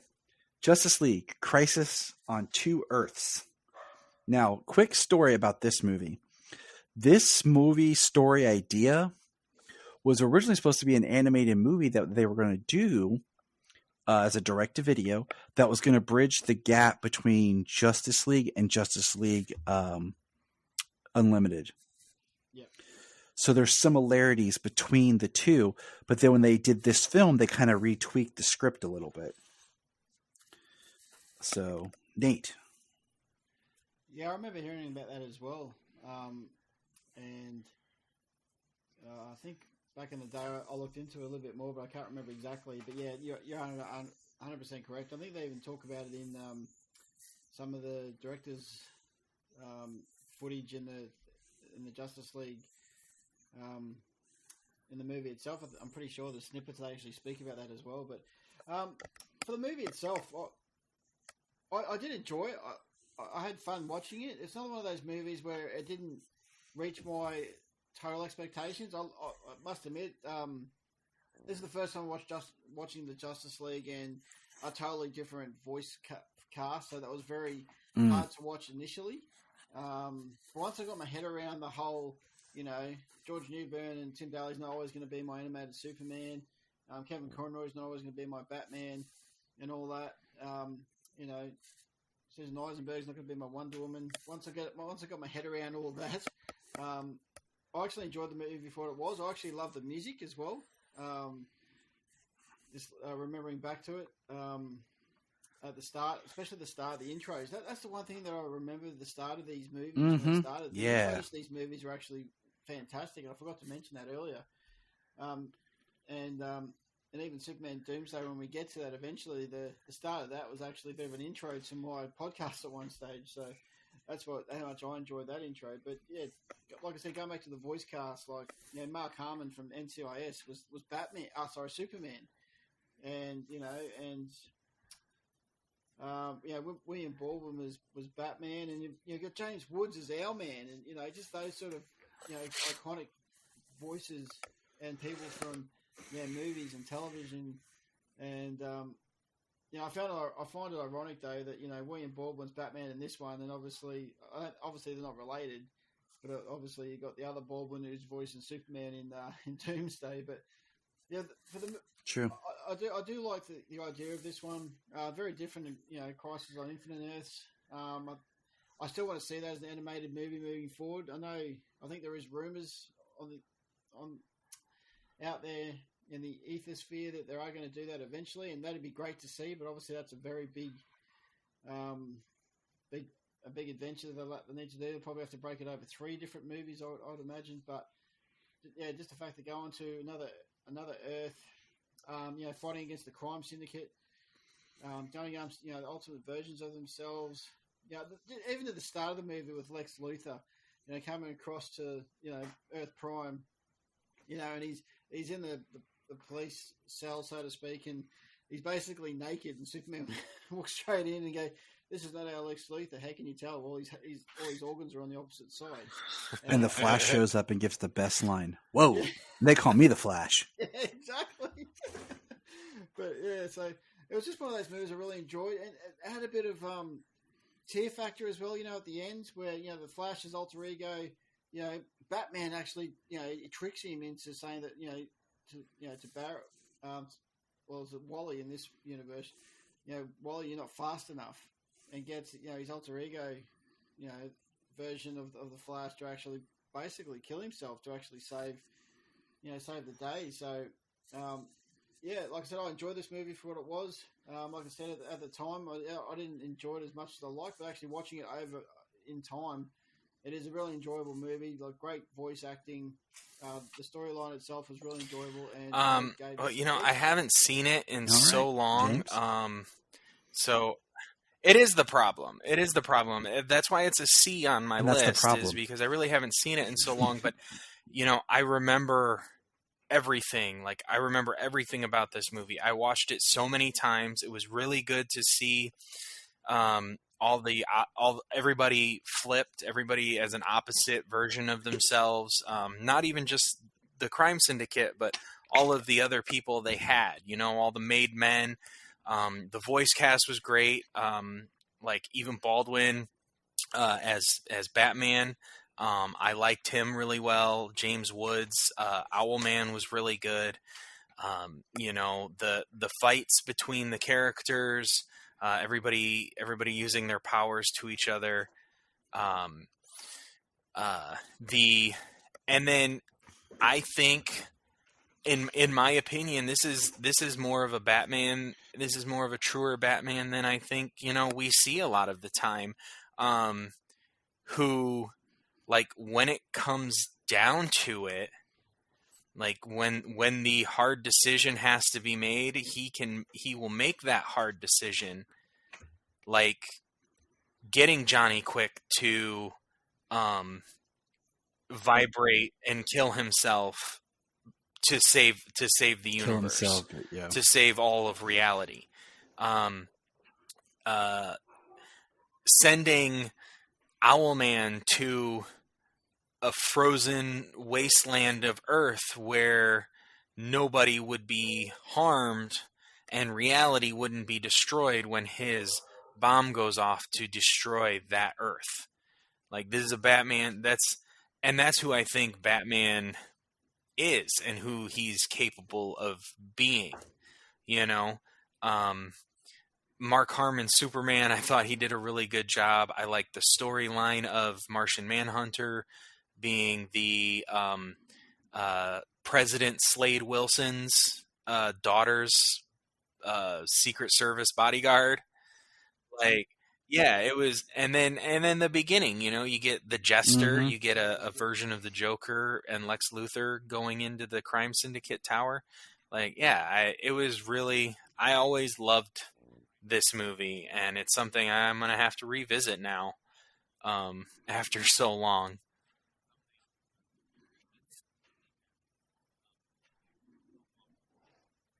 I rank it as a B. I teetered on a C, but for all the things that you said, I put it as a B. It's just one I never really go back to, and I don't really have the drive or desire to really go back to. I find the voice cast good, but there's no one in it that I really love. Like, it doesn't stick with me. It's just one that I've seen, and other than that opening line with the Flash, it's not one that I'm like, oh man, this is a great one to throw on. If I had to reach between this, I or think like I think Doom, there's Doom. I think also that it came out at a time when I was reading a lot of Elseworlds stuff. You know what I mean? Like, and not just like single Elseworlds books, like things that were pretty broad. Like seeing these characters imagined in a different way. At the time when it came out, I think I was really into that. Just seeing them imagined in a different way. So I think that really fueled my love for it at the time.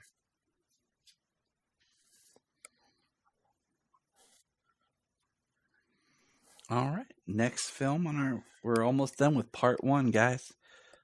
Justice Society World War II. The second film of the new continuity. Nate. I actually have seen this. Yes. It was funny though. Like when it first came out, I was, do I watch it? Do I not? But I thought, no, it's DC movie. I have to watch it. Good thought. After I watched it, I actually really enjoyed it. It's funny. I think James, you talked about it before. There wasn't really a solo Flash. This is almost. It's not obviously the Flash paradox, but it's almost like this is its own version of the Flash paradox. The fact that instead of going to an alternate universe, he actually goes back in time. And I like the fact that it starts off obviously in this new version of the DCAU. Obviously, we've got the new Superman, fighting. Actually, I didn't ask you guys. What do you think of the Superman costume in this new series? I like it. Yeah, no, I don't have any gripes with it. I'm not mad that they brought the it. trunks back for it. I like it more than the 52 actually. Yeah, and I actually like when they go back to World War II. They did the same thing back in Justice League as well, and that was fantastic. And I think it was a 3-part episode or a 2-parter they did in the Justice League animated series as well when they went back to World War II. And it's always good going back there. Obviously, Wonder Woman, in her prime back then with Steve Trevor, and just the relationship between the two characters and that. And I can't, even though, like I said, I watched this not too long ago, I can't 100% remember exactly everything that happened in that movie. It was just something that I have to watch probably a couple more times to get my head around a lot. But I did enjoy it. Like I said, it was one of those movies I was a bit, do I, don't I? But I just thought, no, it's DC, I have to watch it. And I'm glad that I did. And for that, Malone? So I gave Justice Society World War II an A. It really fits in, it's again with the new continuity where so many characters are brought in. There's such a broader world that's there. Like the Flash believes he time traveled, but he actually went to another Earth. He went to a parallel Earth where like time is different. So it's like World War II on that Earth. And that's where it's kind of like Earth 2, where Jay Garrick is the Flash. Yeah. And that's how I explained it. And in that Earth, like Superman wasn't Superman. He was a reporter, and he wasn't trying to be Superman. And one of the things that they do is, because I believe that's the one where Commandy was the animated short on it, and that animated short actually like fits into this because Commandy is the person who has the suit to bring back for Superman, and that's how Superman gets the suit for when and then he jumps, he leaps from plane to plane, destroying them. He doesn't fly. He's not flying through them and everything. So, it was really good. I like the cast of characters. They visited Atlantis. They had some things happening, and then they had Canary and Hawkman. it's a very broad world. And then the way it starts with the Flash, and he kind of goes and he helps out Superman, which is the Superman from Man of Tomorrow. And then when he comes back, he reappears right at that same moment, and he takes down Brainiac at the moment. So there's just, I really like how there's this ever expanding, broader world.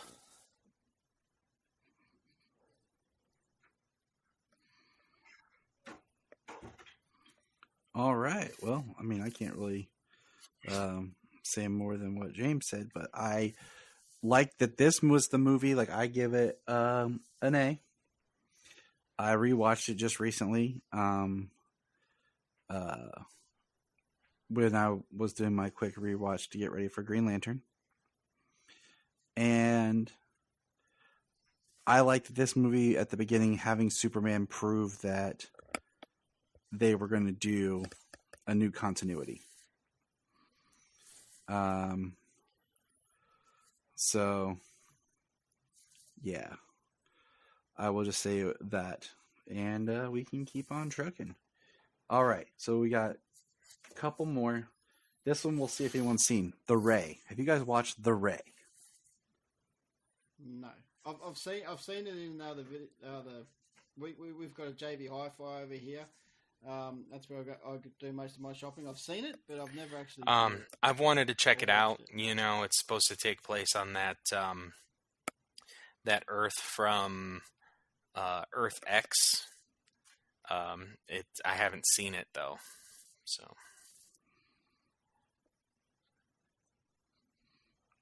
I'm gonna say this. I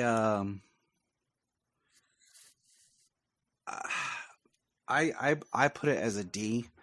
I just couldn't get into it. Like, it just feels off, and that's gonna be kind of a spoiler alert, a theme of the CW, like, connective part of the Arrowverse films.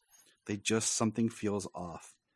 And I think that's just the connective tissue put it in as the a D, CW period, we'll right? Okay. Yeah. All right. 2 more, fellas. Thrones of Atlantis. Nate. Yeah, going back, like I said, I haven't watched this since I first bought it when it first came out back in the day. So I can't exactly remember what happened in the movie. Hence why I rated it as a C.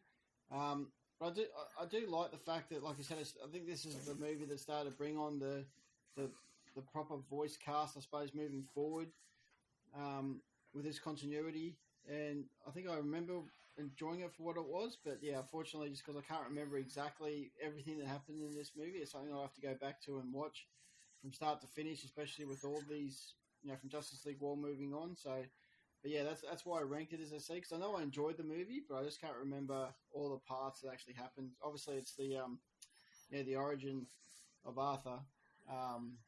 But yeah, unfortunately, I just can't remember everything, all the details in this movie. So I gave Justice League War a B. I actually liked Thrones of Atlantis a little better, so I gave it an A. The origin story for Aquaman, I really liked it. I enjoyed it. Sam Witwer as Orm, I love that. The voice cast, like you said, we got Jerry O'Connell in the role of Superman. We got Rosario Dawson. Alan Tudyk was Superman in Justice League War, and I mean, that man is great. He is so awesome. But he didn't really get to do much in Justice League War. And then Jerry O'Connell got to do more and continued to get to do more as the universe continued going. Rosario Dawson was, and I like the girl who played, I can't remember her name. Monaghan. Yeah, she's really good. Monaghan? She's a really good actress. She was in Mission Impossible 3. But I don't know what they were trying to do. I don't understand their direction for her speech in Justice League War. So Rosario Dawson she just did a much better job. And we got to see a look of that scene from Justice League Origins from the New 52, where Aquaman calls up all of these sharks and stuff that come out of the water. So we got to see that scene, which was really cool. Yeah, it's a good one. I liked it.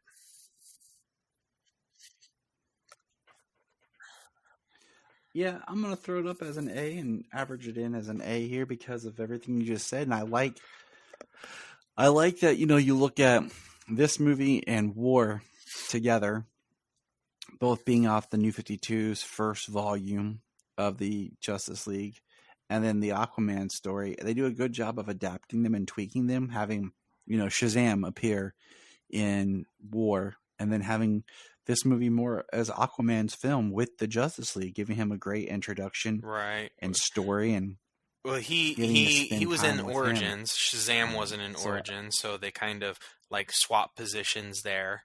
So we got Aquaman a little bit later, and then War actually had a post-credit scene of Orm coming up with like the Dead King or something.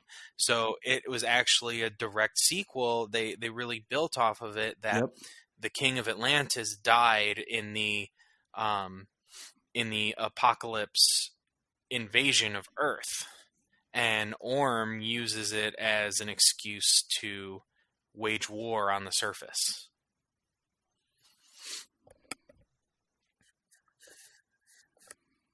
Mm-hmm. They had a plan here. They had a plan. All right, fellas, we got one more film to wrap this up here, and this will be a pretty easy one. Batman: Mask of the Phantasm. Nate, seen it? Heard of it? No, definitely seen this one and definitely heard of it. Yeah, definitely an A across the board. This is basically the start of all these movies. Without this one, I don't think, I know that, like, for me, the DCAU to start with was Superman Doomsday, but, when it comes to the animated movies as a whole, Mask of the Phantasm was the start. And the fact that my Lois Lane is in this movie. Dana Delaney is, she provided her voice in this movie, and and obviously went on to the Superman the Animated Series from there. The amount of people that I've heard talk about this movie and just wish this was a live action movie. This is and a lot of people actually rank this as their best Batman movie ever. Above any live action movie that they've ever been, and it's just one of those ones that it's the same as we've discussed in the past, that if they wanted to make a good Superman movie, Superman the Animated Series is a great starting point to use to make a great series of movies. And Batman: Mask of the Phantasm is not the same thing. If they want to make a live action Batman movie, and yes, there are a lot of great ones out there, this is one of the best animated movies going around, and definitely an A plus for me. And I'm grateful that they brought this into Mask of the Phantasm. What's that? Never seen that before. No. Yeah. No, it's an A. Mask of the Phantasm is an A. Anybody who's seen it, I mean, they know that it's great. It's really good. Such a good origin story that they bring in there. Some of the first days of Batman, him learning, him becoming what he's, him going from, this vigilante to Batman to being the character. Andrea Beaumont's character, her becoming, spoiler alert, the Phantasm. His love, the person who almost stopped him from being Batman, becoming this angel of vengeance. And, they, so many things tied the movie together, so many things built throughout the movie. Everything meant something, so many things built.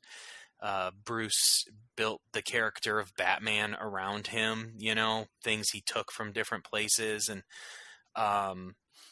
then, the kind of like the Joker having some sort of origin, not really, but some sort of origin, like he was there, and then the way he shows up just at the right time to take the movie into its third act, and that is done so well. The animation, the the big fight scene at the World of Tomorrow, yeah, it's very, very good. Definitely one of the best.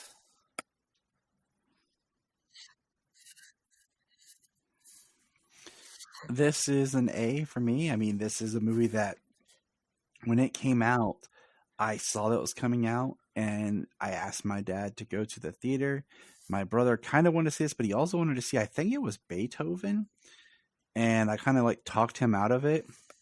And we actually all went to the theater and saw this, and I just remember my dad being like, that was really good. Like, my dad would always watch Batman the Animated Series.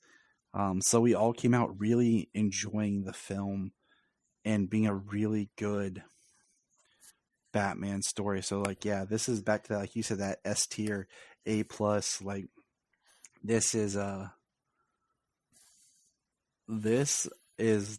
like the yeah. I mean, standard. on any given right, So, on any given day, well, it's this and go Under on the for a Red long Hood. time. I mean, they're tied We for keep- number one. You know what I mean? Yeah. Yeah. But yeah, we could go on and on, but we're going to put a pin in it here. This is part one, people. We still have more movies to discuss. To find that podcast, you're going to have to wait just about probably a little bit about a week. And you're going to have to go and check out my good pal Nate's podcast. Nate, go ahead. Let people know where they can find you if they don't already listen to you talk. Thanks, Tyler. Yeah, so I've been on hiatus for a little bit, just with life and with finding a new job. But you can find me at Superman the Animated Podcast on all your favourite podcatchers, on social media. I've now changed a lot of my social media links now, so I'm now everywhere. So on Facebook, Twitter, and Instagram, you can find me on Sup Animated Pod. And yeah, that's where you can reach out. Always happy to talk anything Superman or DC related. Doesn't have to be animated, but yeah, that's what the podcast is all about.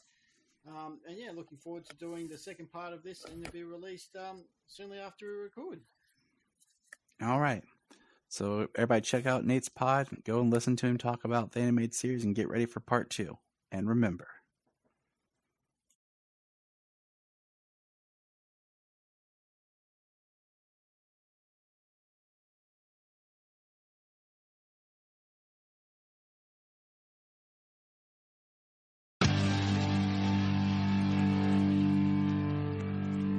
Look up in the sky. Yes, it's me, Sailor. we just want to say if you've enjoyed this podcast, please check out other podcasts on the Press Play Podcast Network. Remember to check out Krypton Report on all social media platforms. Go to linktree.com/Krypton Report. You find all of our information right there. $1 a month, you'll get extra special content that you don't get on the main show, like movie commentaries and whatever else comes out of our mouths. So check it out, patreon.com/Krypton Report. If you are like Tyler and James and can't get enough super talk, check out these other podcasts. Digging for Kryptonite, Supergirl Radio, The Last Sons of Krypton, The Superboy Legacy Podcast,